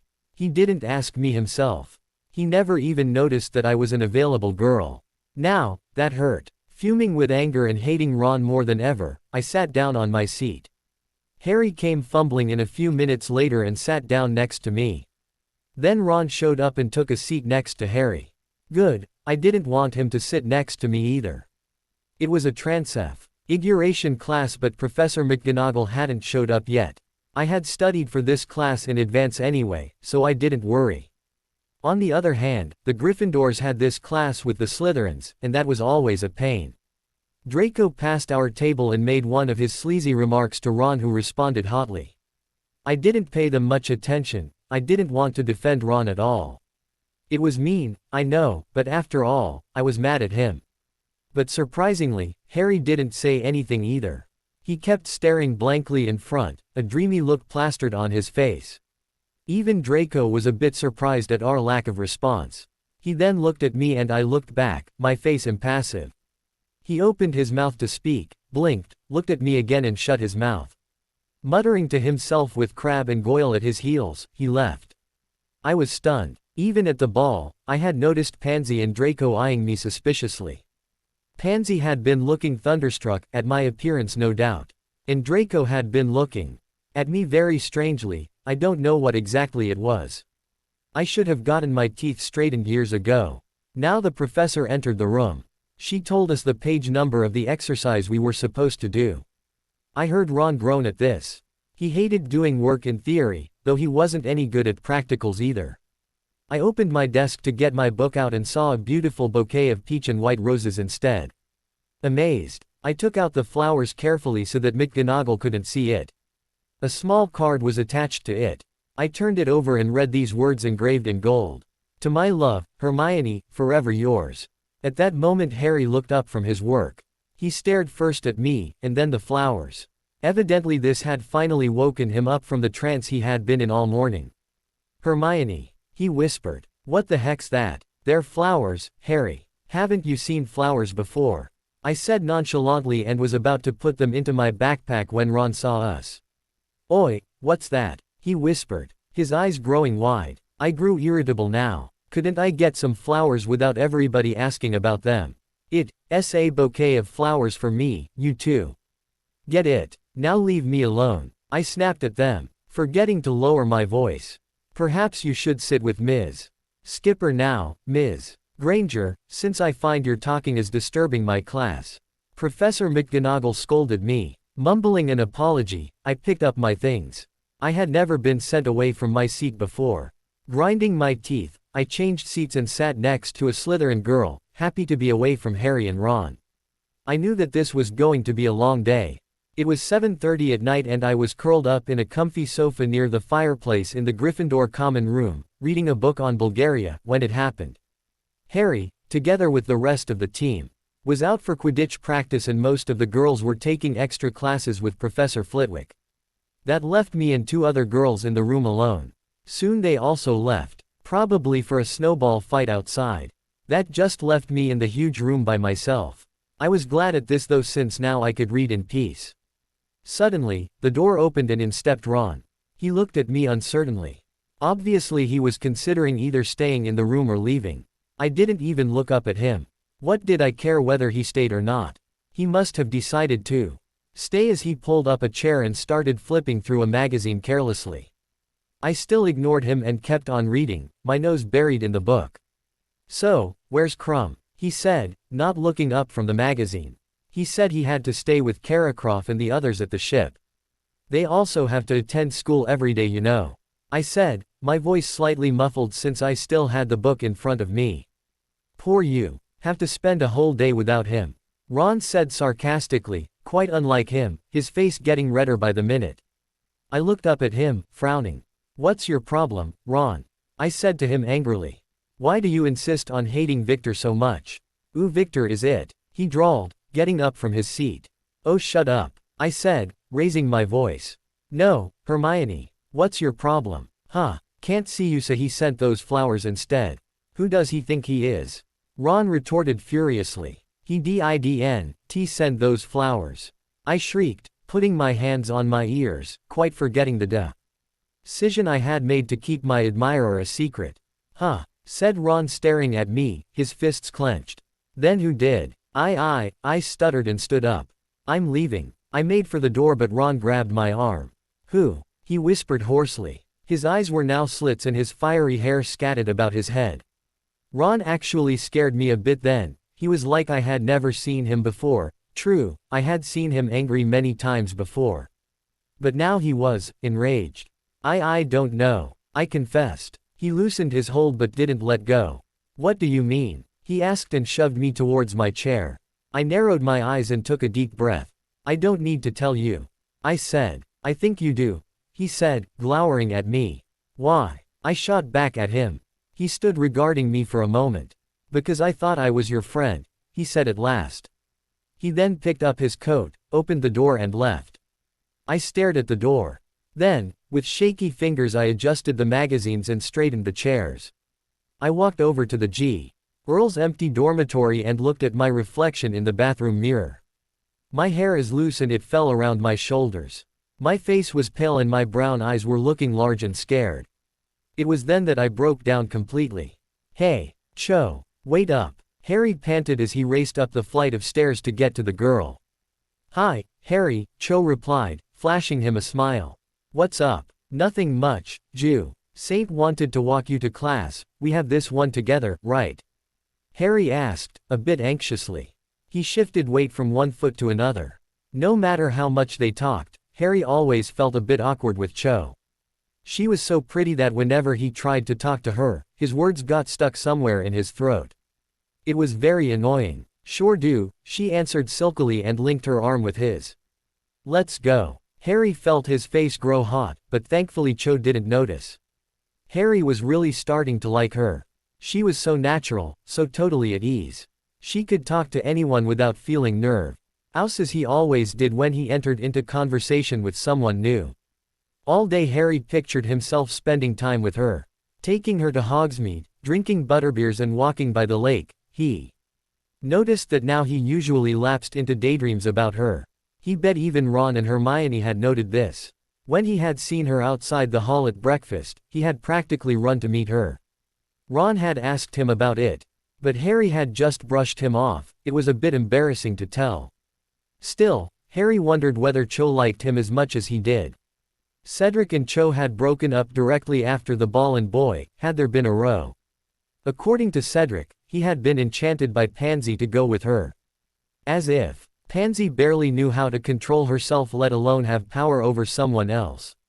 Still, the outcome was that Cho was free of Cedric and available for Harry. What a bit of luck for him. They walked down to class and the usual lessons began. Harry had nothing on his mind except Cho. Oh Lord. Hermione, you are so lucky. Gushed Ginny as she clutched excitedly at the letter she was holding. Poring over it, she exclaimed again as she came to another vow of undying love. Relax, Ginny, replied Hermione, blushing. The previous night Hermione had been miserable after the fight with Ron. She had cried her eyes out for an hour or so, but had finally pulled herself together. If Ron was going to behave like that, let him. She is just going to ignore him. It was then that she decided that she couldn't remain bottled up and had finally spilled the beans that night to Ginny Weasley. Only, Hermione just told her about the letters, nothing about Ron or Victor Crumb.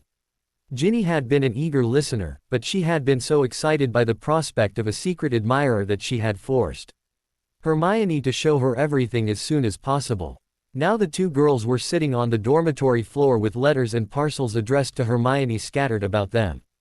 The door was locked so had no one could enter and penetrate their secret. I wish I had an secret admirer, sighed Ginny dreamily as she folded the letter back into its envelope. It would be so romantic, she added and glanced at the window. The two girls could see a clear corn blue sky outside and the branches of a blossom tree were tapping gently on their windowpane. The tree's pale peony petals were gently floating. In the wind and snow was falling wispily. The scene seemed to mirror Ginny's poetic feelings exactly. When the letters had arrived, they had flattered Hermione, but Ginny had been completely bowled over after reading them. Hermione knew that Ginny wanted to be happy for her, but was also feeling a mixture of awe, jealousy, longing. Hermione was a bit pleased at the attention she was getting, but he kept a straight face in front of Ginny so that she wouldn't think that she was acting superior. After all, Hermione had never asked for a secret admirer. "So, who is it?" asked Ginny at last, her eyes twinkling animatedly. Hermione laughed. "Would you stop it? How the heck am I supposed to know?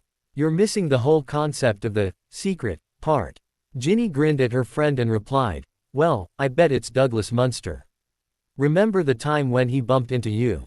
I bet that's the time when he first saw you, and it was love at first sight and then he." Hermione threw a pillow at her friend. Ron was fuming. After last night, he had decided that although he truly did love Hermione, she was too pig-headed to notice anything other than her darling Victor. He had been certain that it was Krum who sent her the flowers. But now he wasn't so sure. Why would Hermione say that he didn't send them if he did? Wouldn't she want to rub it in and show him that it could have been him at her side instead of Krum if he had asked her out? Ron was lying in his bed, sorting things out with Harry snoring on the bed beside his own. Throughout the day he had ignored Hermione and had been distant and cool whenever they came face to face. The gloomy thing was that she didn't seem to want to apologize for last night either. And if Ron didn't have enough on his mind, there was Harry. He was acting strange too. He kept staring into space and was unnaturally quiet. Ron guessed it must be because of that girl, Cho Chang. He had seen Harry with her once or twice and Harry seemed very infatuated with her. "Girls, nothing but trouble," grunted Ron as he shifted in his bed. Then the face of a laughing Hermione came into his mind and he paused. He cared so much for her, and she didn't. Getting half angry, half wistful again, Ron suddenly got a sneaky idea. What if he went over to her dorm and see for himself who had sent her the flowers? He had seen a card attached. Surely he could find the flowers. He knew Hermione had them in her bag. He got up, shrugged on his dressing gown and tiptoed out of the boys' dormitory and went over to the girls'. He paused. He hated to go into the girls' dorm. No respectable guy would have liked to be caught dead in it. Then, thinking of the flowers and Krum, Ron made up his mind. He cautiously turned the knob and stepped inside. It was dark in the room and everyone seemed to be fast asleep. He stood there for a second, till his eyes got used to the dark. Then, he stealthily crept around the room, looking at each of the slumbering girls, trying to catch sight of Hermione. He first spotted his sister, because even in the darkness, he could see the bright flash of her flaming red hair. Just as he had thought, Hermione's four-poster was right next to his sister's. He tiptoed over to her and drew a bit of the curtains of her bed. She looked so peaceful, so serene, that Ron physically felt a stab of pain. Why wasn't she like this with him? Sighing, he started looking around for her backpack. Sure enough, it was at the foot of her bed. He bent down to get it, but saw a flash of something white under her bed. Ron frowned in puzzlement and reached out for it. It was a letter. He opened it and stared at the tiny writing on it. He looked intently at it, but couldn't read the writing since it was too dark in the room and he had not brought his wand along. Thankfully, there was a window next to Hermione's bed and the full moon's light was filtering into the room. Ron held the letter directly under the moonbeam and read the letter. As his eyes roamed over its contents, Ron made a choking sound, something between a growl and a yelp. First, he couldn't believe it. He read it again, and again. Each time, his face getting redder. He was so moved by the letter, he just stood there, frozen. He thought of Krum as a rival, an enemy, but who the hell was this? Another person who loved Hermione. It didn't seem possible. Ron was so numbed by his disco. Very that he didn't notice that someone had stirred because of his exclamation. "You," she choked out as she saw Ron by the window, clad in his dressing gown, in the girls' dorm. It was Hermione. She stared at Ron, not believing her eyes. Till her gaze fell on what Ron was holding. Her mouth hung open and she goggled at the boy. Ron whispered, taking a step towards her. "What is this?" He hissed and shoved the letter towards her. Hermione grabbed the letter, her eyes glazed over with the intensity of her fury and wide in anger and disbelief. He noticed how her hair was tumbling down. Her mouth set in a furious grimace. "I'll tell you what, you, she hissed, her voice low, trying to find an insult to sweet him. "You know, I can't even think of something that's lower than you are. How could you?" She wrung out her words. "You came here to look through my stuff. My personal stuff. And then have the gall to ask me what this is. She waved the letter in front of Ron's face. Ron silently frowned down at her. Well, Ron, she grimaced as she said his name. It's a letter. From someone who loves me. Did you hear that? Love. And I hate you, Ronald Weasley. What? Exclaimed Harry. This news certainly seemed to wake him up from his daydreams. How? I mean, when? Why? Why? He managed to say. I told you, replied Hermione crisply as they walked together. Ron and I'm, well, through. We're not friends. You don't have to take any sides, Harry, she said and put a hand on his shoulder as she stopped to look out a window. Hermione knew this was going to be difficult. How could you explain ending a friendship, which lasted for almost 4 years, without a reason? Hermione's throat seems to contract as she said, Harry, this is my decision. I'm sure Ron agrees with it. I want you to still be my friend, but, she squeezed his shoulder, stay with Ron more, okay? I have the other girls and Ginny, but Ron, well, you're his best friend. Hermione paused. She would have to get away from Harry quickly if she did not want to answer any of his questions. See ya, she added and briskly walked away, heading for the Great Hall. Harry looked at her retreating back in amazement. What was happening? Why was their group falling apart? Was it his fault? While he was having a great time with Cho, what happened that made his two greatest friends just end their friendship? At that moment Ron came up, looking lethargic and with huge circles under his eyes. Ron, what's going on? What's happened? Why has Hermione stopped being your friend? What happened? Harry asked desperately. He felt so horribly hopeless. He didn't know how to express the confusion he was feeling. Oh, she told you already, huh? No reason, right? Said Ron, scratching his head absently and yawning. Well, nothing happened, Harry. It's just that. Let's go. And, he continued as he saw Harry opening his mouth again.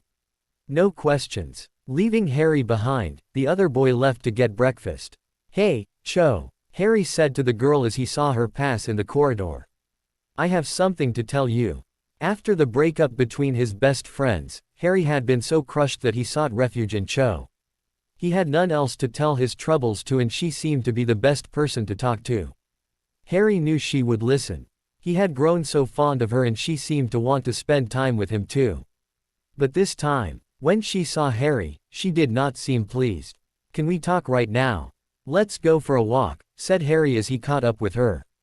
She had her books clutched in her hands so tightly that her knuckles had gone white and was walking hastily. I don't think so, Harry, she replied. Harry frowned. But why? It's kinda important. Can we go to the library then? No, Harry, I'm sorry. She stopped and faced him. At that moment, Cedric's face appeared through one of the doorways. Hey, you, Potter. He called, coming over to them and putting his arm around Cho possessively. Get lost, huh? I've seen you mucking about, Cho. You've had your bit of fun, haven't you? Now clear off. He spat out. Harry was dumbfounded. Cho just stood there, wringing her hands nervously and didn't even seem to mind Cedric's arm at all. I think I'd better explain, Cho said timidly to Harry and then turned and whispered something to Cedric. He seemed reluctant at first, then made a face at Harry and unwillingly left. Harry crossed his arms. Yes, I think you had better. Well, Harry, I'm very grateful to you, began Cho, inspecting her fingernails that suddenly seemed to interest her. You gave me company and were my friend. Thanks. But well, Cedric and I, well, we made up. Look, she exclaimed and held out her hand. She was wearing a ring, a neat silver one with a single ice blue stone at its center. He said, it matches my eyes.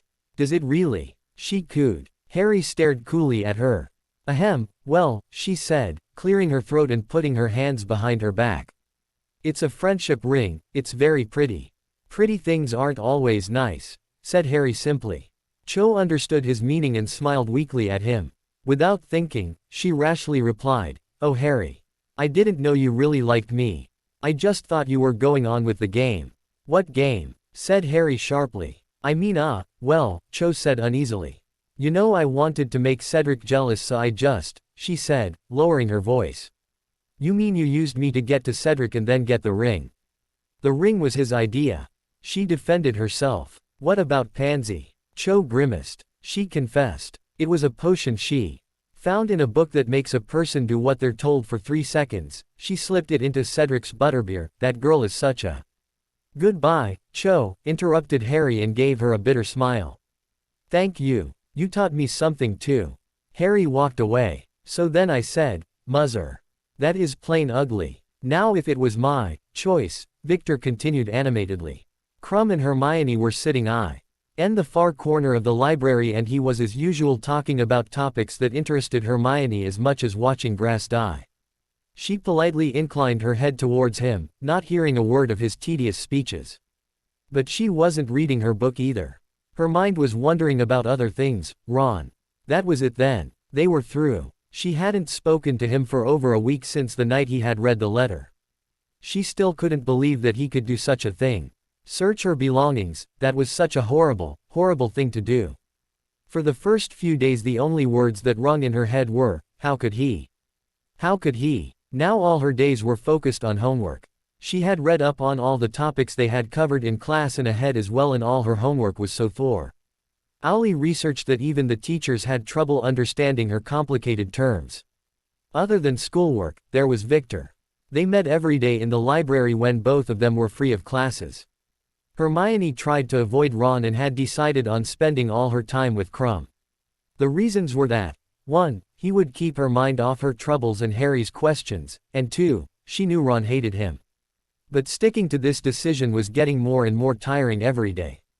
Krum had now started talking about his mother, and that was even worse than his Quidditch stories. He had completely no sense of humor. Occasionally Hermione would try to tell him something funny that happened during class, but he was always disapproving. It scared Hermione to think that others might think of her a bit like what she thought of Krum whenever she stopped them from making mischief. Sure, Hermione was practical, but she did have a sense of fun, while Krum had none at all. That's why, after giving up on Ron and Krum, Hermione had no one left to think about except her secret admirer. All day she wondered who he would be, what he would be doing, how he would look, how he felt. She wanted so desperately to know who it was. Whenever she met anybody, the first thought that flashed through her mind was, could this be him? She had even suspected Neville once when he had smiled shyly at her at potions class. It could be him, after all. He did ask her out to the ball. But somehow, Hermione couldn't picture Neville do anything as romantic as love letters. And if it was Victor, he sure hid it well. Rmi1 found that apart from Krum in the library, she just had her admirer to keep her busy. Picking up her books, she excused herself from Victor as his story at last reached its boring finale and left the library wondering whether her admirer was anywhere near watching her. Excuse me, said a voice behind Ginny. She turned around and saw a boy she had never seen before. Well, she knew she had caught sight of him once or twice before, but had never spoken to him. He was barely a foot taller than her with chocolate brown hair and pale skin. His clear brown eyes looked her over once and then he continued. I'm afraid I've lost my way. I know it's rather embarrassing, this being my own school. But still, could you possibly point out the way out? I have to be at Hagrid's hut in, he glanced at his watch, 5 minutes. Oh gosh. Ginny giggled at his worried face. It was difficult not to. The boy seemed so somber and genuinely embarrassed at being lost and was making such a big deal of it. Oh, I'm so sorry, said Ginny, smiling apologetically at his curious expression. It's just that I've gotten lost a dozen times before and turned up in the oddest places. It's quite all right that you did. The castle is so huge. One can never tell the right way from the wrong. Of course I'll help you. The boy smiled at her and Ginny felt a bit nervous in being in his company now. Why looks quite nice when his eyes crinkle up, thought Ginny absently. Thanks ever so much, he replied. It's my first year here actually, and you? He asked. He's so polite, thought Ginny, remembering the 2 menaces that lived with her. Oh, it's my second. But you're surely not in the first year? She asked, her expression confused. He looked so much older than a first year. Oh, you little idiot. Of course I'm not a first year. He answered laughing. I'm in a 3rd year. Sadly my owl didn't reach me till this year. You see, my parents are more like nomads, so we're always moving. The poor owl has had a lot to do these 2 years. Ginny felt very stupid at thinking he was a first year. Of course he wasn't. But she didn't mind him laughing at her at all. He seemed so good-natured that T didn't seem like he was making fun of her. He was so different from her brothers. Actually, he continued as they started walking together with Ginny showing the way. I thought I was going pretty all right when this ghost came up. Pretty stupid looking one too. Said I was going the wrong way and told me to come here. I've never even been to this part of the school before. He finished, looking at Ginny. Oh, replied Ginny, realization dawning on her. You must have met Peeves. That idiot is such a menace. Never listen to him, he's always trying to mess people up. So that was Peeves, I've heard a lot about him, he said as they turned another corner. In front of them, the huge doors of the entrance to Hogwarts emerged. Oh, there they are, said the boy spotting the doors. And to think I was so close to them. Thanks so much. I don't know what I would have done without you. Oh, relax. It's all right, really. My class doesn't start in 10 minutes, so I have plenty of time. Replied Ginny, turning pink at his words. He smiled at her again and then slapped his forehead as he thought of something. Oh, I haven't even asked your name yet, he said, flushing a bit himself. I'm Ray Allen by the way. Ginny Weasley, she replied. Do you know any of my brothers? I've got 3 here, Ginny added as an afterthought. Strangely, she knew that his class probably started in 2 minutes. But she wanted to speak to him some more. Weasley, he said, wrinkling his forehead while thinking. Oh yes. Why you're a Weasley. I mean of course you are, you just told me so. But you're the Weasley. Arthur Weasley's daughter, he said, his eyes shining. Why yes, said Ginny curiously. Do you know Dad? Of course I do. I mean, I've never really met him, but my father's always talking about him. Dad's also in the ministry. He's the head of the Muggle Protection Department, so your dad is important in that too. What a coincidence. He grinned. Hey, I think I saw your picture in the Daily Prophet once.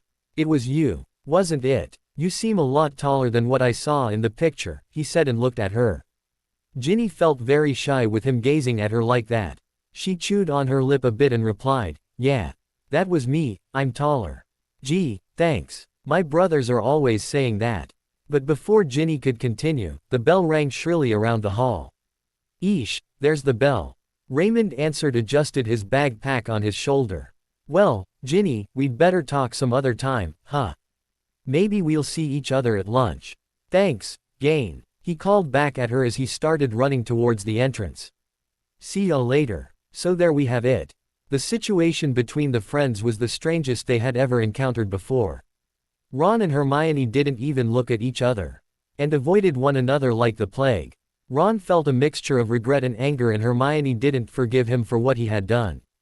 Harry, even though he didn't show it in front of her, was so hurt by Cho that even though he tried to bring his friends back together, his heart wasn't in it. He wasn't successful either. Harry was so sick of all fights that he started moping about alone and Neath. Ron nor Hermione thought of comforting him since they had enough troubles of their own. A whole week passed but nothing new happened. Even the teachers had noticed the strange behavior of these students. Ginny and the twins had tried talking to each of them to find out what was wrong, but they had just got stormy looks and bad tempers as a result. Then one day, Saturday to be exact, Ginny made up her mind. She was sick and tired of having a cranky Hermione around. If Hermione had studied too much before, now she ate, slept and breathed books.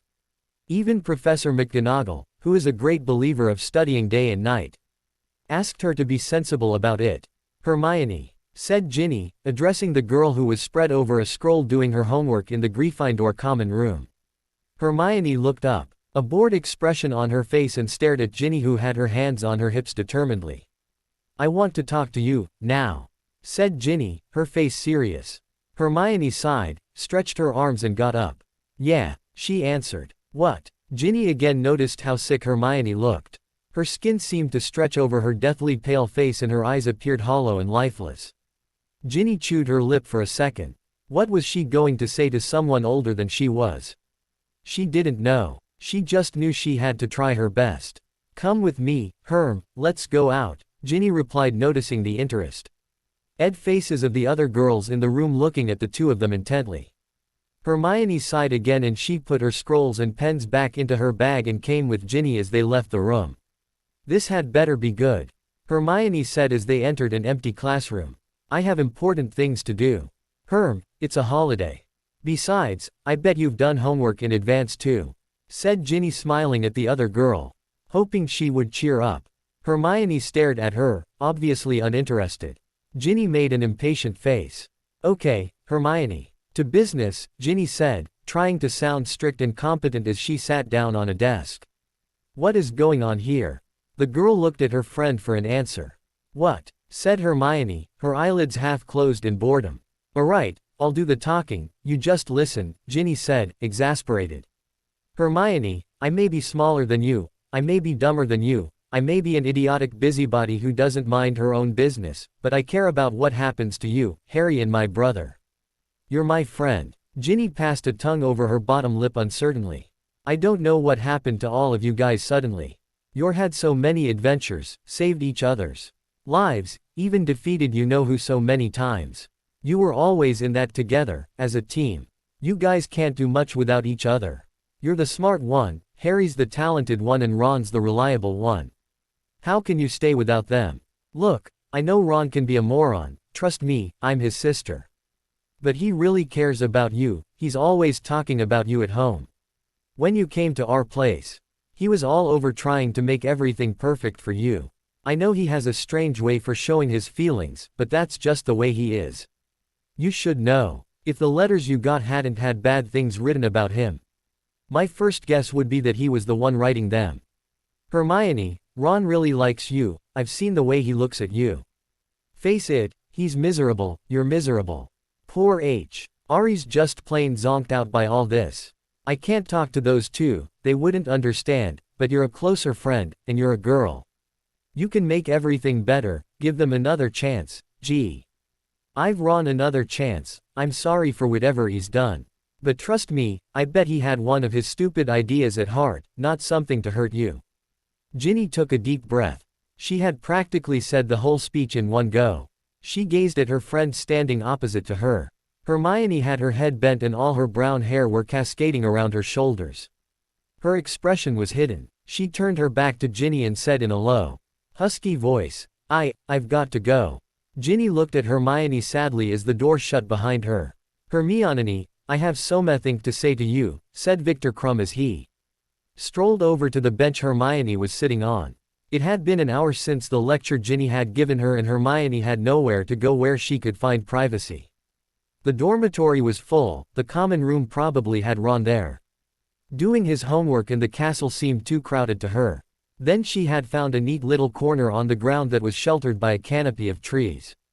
A single, whitewashed bench had been placed there and as soon as the scent of the pearly white blossoms that hung from the trees filled her lungs, Hermione had decided that was certainly a place made for brooding.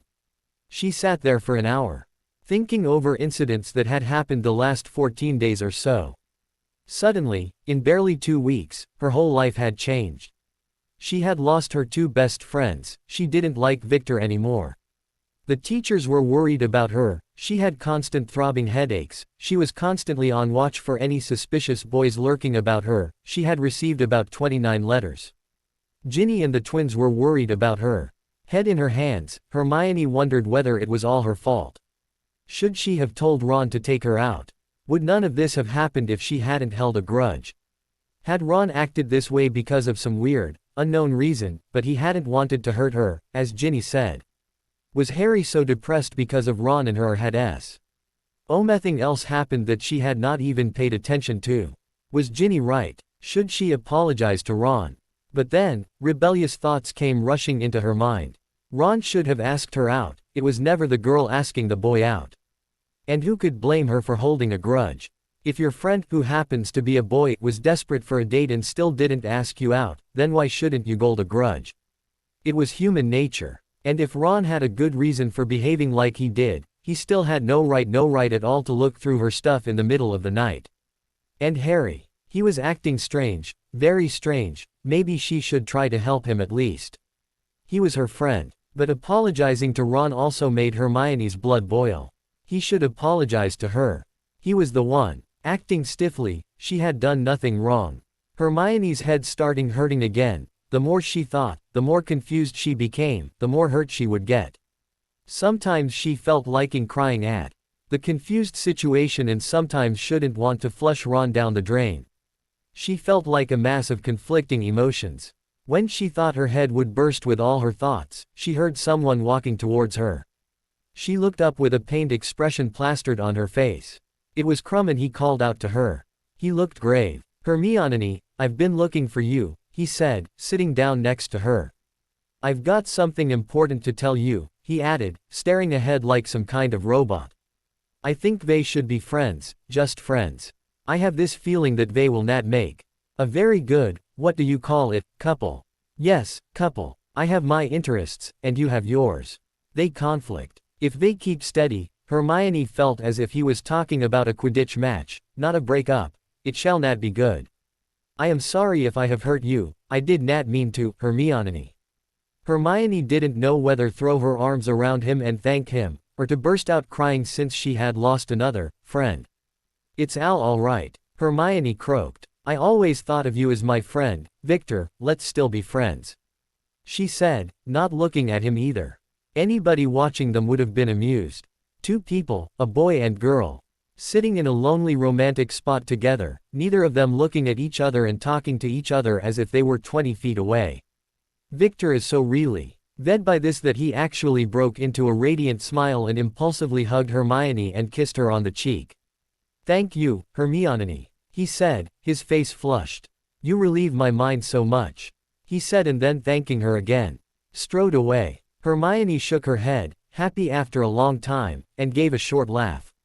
He clearly had expected her to make a scene. This time her thoughts were a degree more cheerful. It was that time of year again when the houses battled to win the glory of the House Cup. Harry played Quidditch with all his heart and soul because it kept him sane with all the tension mounting up between his group. Like Hermione dived into her books, Harry did the same with Quidditch. Day or night, the Gryffindor team practiced hard, trying out new strategies and maneuvers. Even when the team wasn't practicing, Harry would take up his broom and fly over the field, mostly because he was lonely and depressed. He knew that this was the biggest fight his friends had ever had. After all, it had been so long and they still hadn't made up. But Harry was sick of them both, he was sick of being nice to others, and he was sick of being hurt. So, instead of facing his friends, Harry just went into his shell. He just couldn't take stormy attitudes anymore. Cho had deliberately led him to believe that she really liked him, only to drop him like a hot potato. It was as if his eyes had been opened. He now saw Cho not through rose-tinted glasses, but for what she was. She had used him and now her confident attitude irritated him. She didn't seem like a loyal person at all. He was as frank with everyone else as she was with Cedric. Maybe it was better that she had told him when she had before he had really started liking her. Still, with the House Cup tournament being so close, the teams were practicing hard and Harry had little time to worry over his troubles. Like many times before, the match was between the Gryffindors and the Slytherins.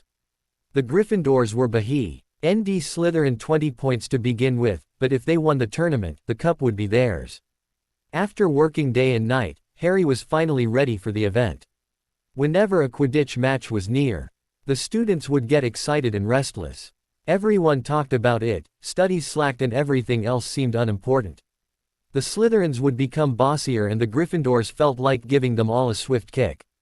But, even Ron and Hermione couldn't be sad forever. Even they cheered up and little, though they were still as hostile towards each other. Still, they had started talking freely to the others. And that was a good sign. Hermione was now more than happy that she didn't have to spend so much time with Victor anymore. You didn't have to be a genius to deduce how the festive air would affect him. "Good luck, Harry," called Hermione just before the match and gave her friend a cheery smile. Harry looked at her, a trifle amazed. It seemed like he had forgotten what Hermione looked like when she smiled. Breaking into an impish grin, Harry waved at her and to Ginny, who was sitting with a brown-haired boy he figured was a third-year student.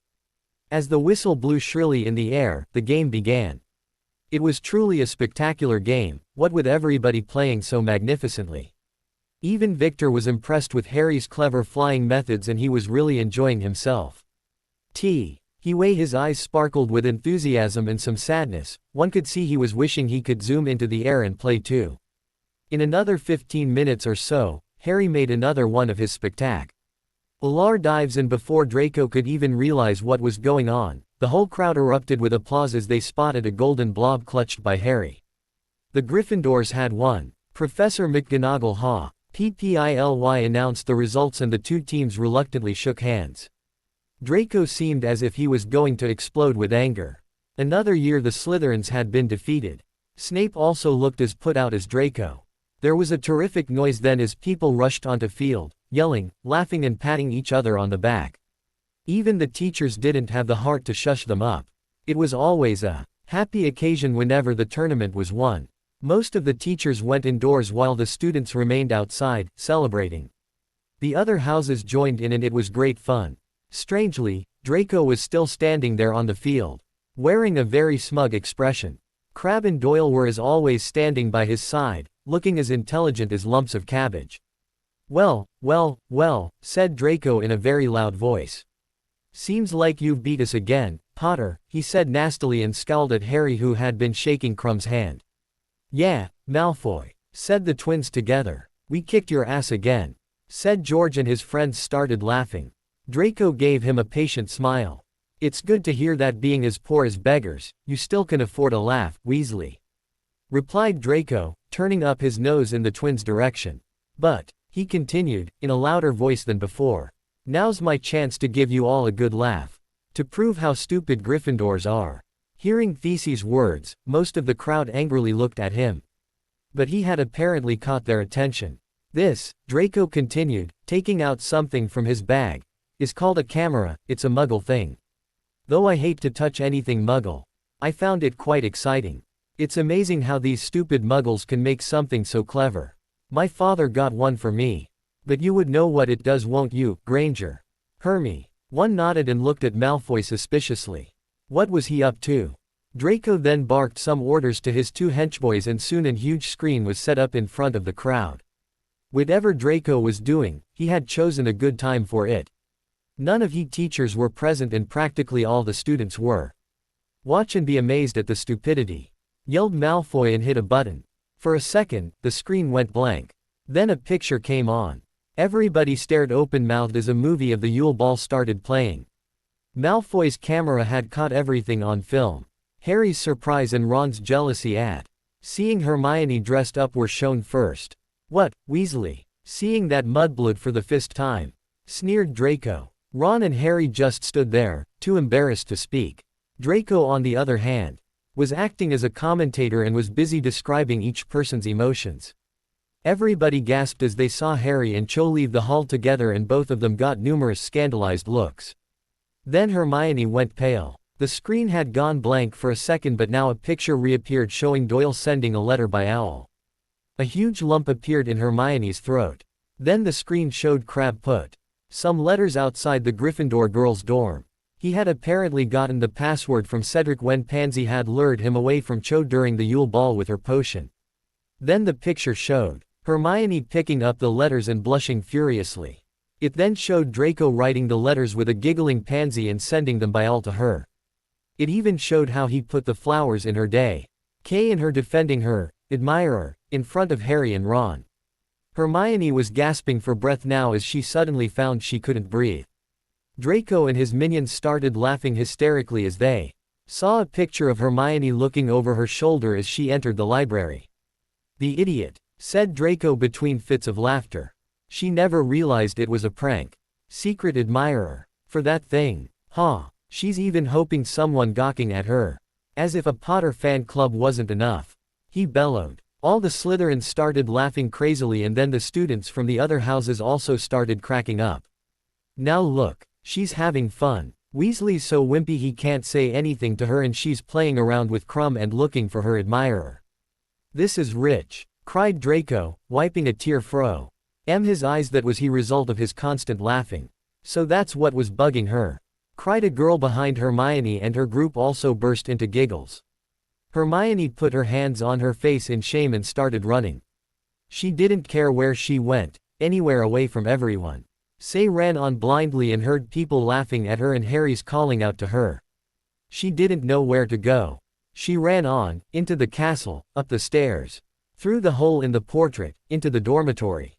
She slammed the door and flung herself onto a chair and started crying uncontrollably. She couldn't help it. It was too much for a person. The poor girl was so hurt, she could hardly believe it herself. It had all been a lie. The letters, the flowers, everything. She had broken up with the greatest friend she had ever had because of one of Draco's mean plans. Hermione cried on, wishing the earth would open up and swallow her. She wished she were back at home with her normal parents, that she was back at her old Muggle school. Hermione was so hurt, so deeply hurt, she herself didn't know how to react. Memories flooded back to her. She remembered the day she had first met Ron and Harry, how they hadn't liked her at first. She recalled the times when she was lonely. She remembered their killing the troll by themselves and becoming friends. Their working together through the maze to defeat you-know-who. She recalled all the times Ron had stuck up her in front of Draco. She remembered how he had reacted when Draco had called her a mudblood. She remembered the secrets they had shared, the fun they had had. She understood now that if it hadn't been for Ron, she would never have such a fun-filled life. She would do nothing but get good grades, but would never lie. Being with Ron and Harry had freed her. She could be herself with them. Understanding this now only made it worse for the poor girl. She cried even more bitterly over what she had lost by her own stupidity. Ron's eyes blazed as he saw the film. As it ended, he glared at Draco, who was doubled over, still laughing. Then before Ron could say anything, Hermione ran away, people still laughing around them. Ron gave a group of girls such a revolted look that they choked on their laughter and became serious. Fred and George were stunned, their usual happy faces dead serious. Ginny was sobbing and a brown-haired boy was busy comforting her. Harry was also stunned and flushed. Cho and Cedric angrily stomped away from the crowd as some Slytherins made fun of them too. "Listen, you son of a bitch," yelled Ron to Draco, his face contorted into such a furious expression, and Draco stopped laughing at once. "How dare you do that," said Ron through gritted teeth, his hands clenched into fists. Ron looked furious. His face was red. His eyes bulged and hair looked as untidy as Harry's. Ron's fists were so tightly clenched that his knuckles had turned white and veins were standing out. Draco looked scared out of his wits. Oot naturally tried to look as composed as he could, but he was a bit shorter than Ron, and as he brought himself up to say something, Ron cut him off. "Only a sick-minded bastard like you could have thought of pulling such a prank," said Ron slowly and deliberately, his head bowed and his voice low and steady, but husky with sincerity. "Hermione is like no girl I've ever met. She's loyal, beautiful, intelligent, witty, courageous, faithful, and I love her," Ron continued, and the crowd gasped again at his words. The twins smirked and gave a high five, and most of girls had backed away because Ron looked lethal. But their eyes sparkled with awe and admiration. "You just hurt my friend. And now," continued Ron, turned his head up, looking at Draco with eyes blazing with hatred, "I'm gonna hurt you." Before Draco could even back away, Ron slammed his fist into the other boy's face. Draco flew backward and fell unconscious, blood dripping from his nose. With a final poisonous glare at the filth at his feet, Ron ran after Hermione. The onlookers erupted into such a loud applause that it put the one that they had done at the tournament to shame. Even some of Slytherins were so awed by Ron that they also smiled. Ron entered through the portrait hole and looked around the deserted dormitory.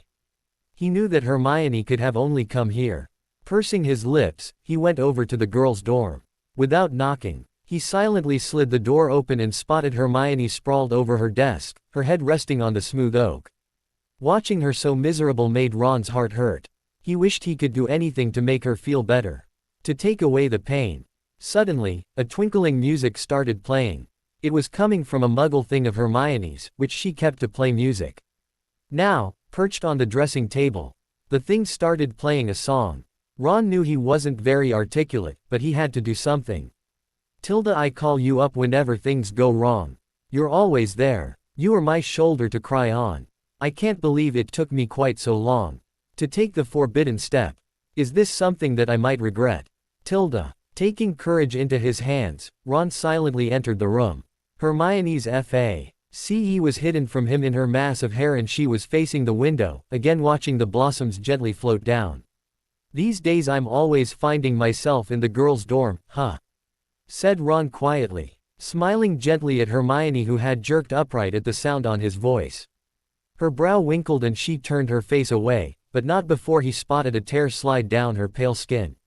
Ron really wanted to brush that tear away.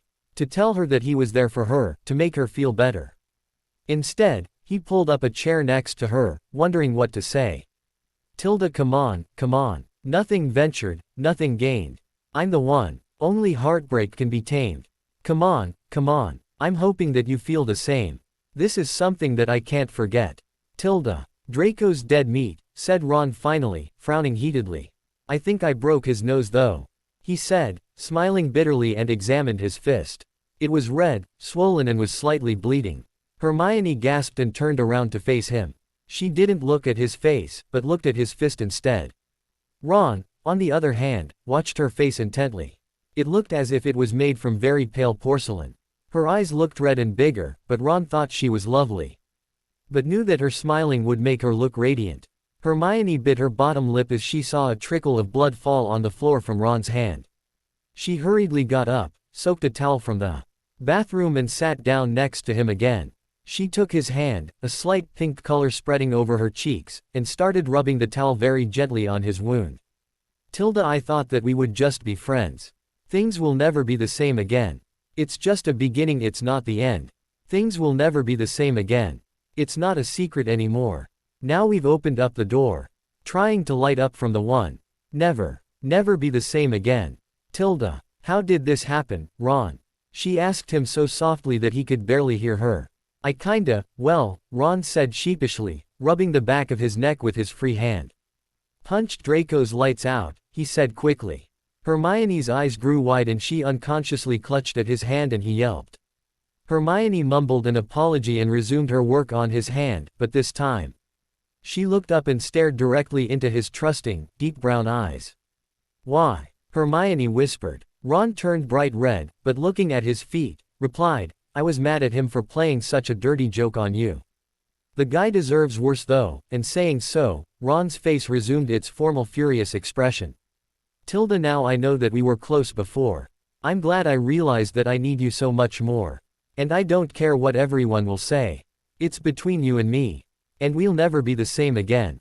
Tilda." Hermione looked down at his hand again, but before she could stop herself, a tear fell onto his palm. She hastily brushed her stain away from her face and was going to brush it off his hand when he gently caught her hand. She remembered him holding her arm that night of their fight. But this time his touch was completely different. It was gentle, caring. Not daring to look at him, she bent her head lower. Ron raised her chin with his hand and looking at her said, "Don't waste any tears on me, Hermione. I should be shot for all the things I've done to you," he said huskily. "Tilda, I thought that we would just be friends. Things will never be the same again. It's just a beginning, it's not the end. Things will never be the same again. It's not a secret anymore. Now we've opened up the door." Trying to light up from the one. Never be the same again. Never be the same again. "Tilda." She gently shook her head. Afraid to speak. "Ron," she said at last as she started cleaning his wound again. "I'm so sorry." Hermione's stomach hurt horribly. "I'm so very sorry," she repeated. "Oh, Herm, you have nothing to be sorry about," said Ron seriously, his eyes sincere to the core. "Draco's plan was very carefully laid out. And you're such a great person that you could very well have an admirer. Thousands of them too. It's me who should be apologizing," he said honestly and gave a false laugh. "I was such an ape. I was so jealous, so mad at Crumb and you because you liked them, and then the flowers, I couldn't help myself. I was so curious. I thought I would die with the longing to see what was going on. Tilda, I thought that we would just be friends. Things will never be the same again. It's just a beginning, it's not the end. Things will never be the same again. It's not a secret anymore. Now we've opened up the door." Trying to light up from the one. Never be the same again. "Tilda." "But, Ron," said Hermione, putting the towel on her desk. "If you had only asked me out. I'm sorry about that too, you were just always there for me, and Harry. We were a team, a group. I just thought of everyone except you because I thought you'd just be there. I guess I took you for granted. I know how special you are now, Herm, I really do," Ron said quietly. Hermione again. Had that feeling that her insides were getting tied into knots. She couldn't believe her ears. Ron even made not asking her out into a compliment. She felt so confused, yet so contented now. Her tears had dried and frowning, she sat there, not knowing what to say. Ron had the same problem. He had said so much already, why couldn't he tell her how he felt about her? He opened his mouth and then closed it again. Tilda, come on, come on. Things will never be the same again. Never be the same again. Come on, come on. I'm hoping that you feel the same. This is something that I can't forget. Tilda. They both sat there for 10 minutes in silence. But it wasn't an uncomfortable silence. More of a break to absorb all they had heard previously. Ron's hand still rested in her lap while Hermione was looking down at it. Ron was noticing how beautiful the tree outside the window was. Ron, said Hermione at last, breaking the silence. I suppose I just want to say that, well, I realize that you're always been air for me, all these F4 years, and I just want to thank you for all you've done for me. And Harry too, you've always made it easier for me and you up for me, I guess, so thank you, she said. So nervous that she started stuttering between her sentences. Ron looked at her bent head and grinned at her solemn words. You big dummy. You don't thank friends, they're your friends because they're there. Harry and I mean. We'll always be there for you, Herm. These past days, we've all been acting goofy. We should just put it behind us, friends. Ron said, smiling at Hermione, and gestured his hand for her to shake it. Tilda, come on, come on. Nothing ventured, nothing gained. I'm the one. Only heartbreak can be tamed. Come on, Tilda. Hermione broke into one of the smiles she herself had forgotten she could do and grabbed his hand. It was sadly the hurt one, and Ron cried out in pain. Eesh, sorry, Ron, but you idiot, you shouldn't have given me that hand. Oof, scolded Hermione, laughing as Ron jumped up and down. I get myself beaten up for you and this is what I get, said Ron, still hopping about and laughing with her. Then calming down and holding his hand protectively, he sat next to her again and then shyly replied, Herm, you do know how I feel.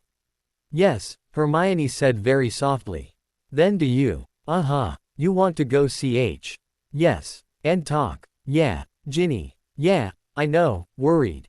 Shall we? Yes. Saying so, they stood up together and Ron very gently put her arm around her as they walked towards the door. To his amazement, Hermione came closer and they both walked out together. Wasn't that just too romantic, girls? Said a voice through sobs. Oh yes. And I thought the time when Lily was proposed to was romantic. This was undoubtedly better. So young too. Quite. Sniffled another voice. The mirrors had heard every word. Prologue. Harry had left the field and went looking for his friends, only to find them together and laughing cheerfully. Harry shook his head at Ron and Hermione acting like a couple and then smiled, glad that finally they had both gotten what they had wanted. Ginny walked by with her new friend, Ray, and waved at Harry cheerily. Clearly, she had made a new friend. Harry remembered the times Ginny had always blushed at the sight of him, but now it seemed as if she had finally grown up. Harry decided that he too should move on. And when he saw Cho and Cedric next, he waved at them merrily and got amused by watching her get shocked. George became great friends with Parvati and Harry got his friends back. Rai knew that now everything was just as it ought to be. The end. Thanks for watching, also remember to subscribe and like this video. See you in the next video.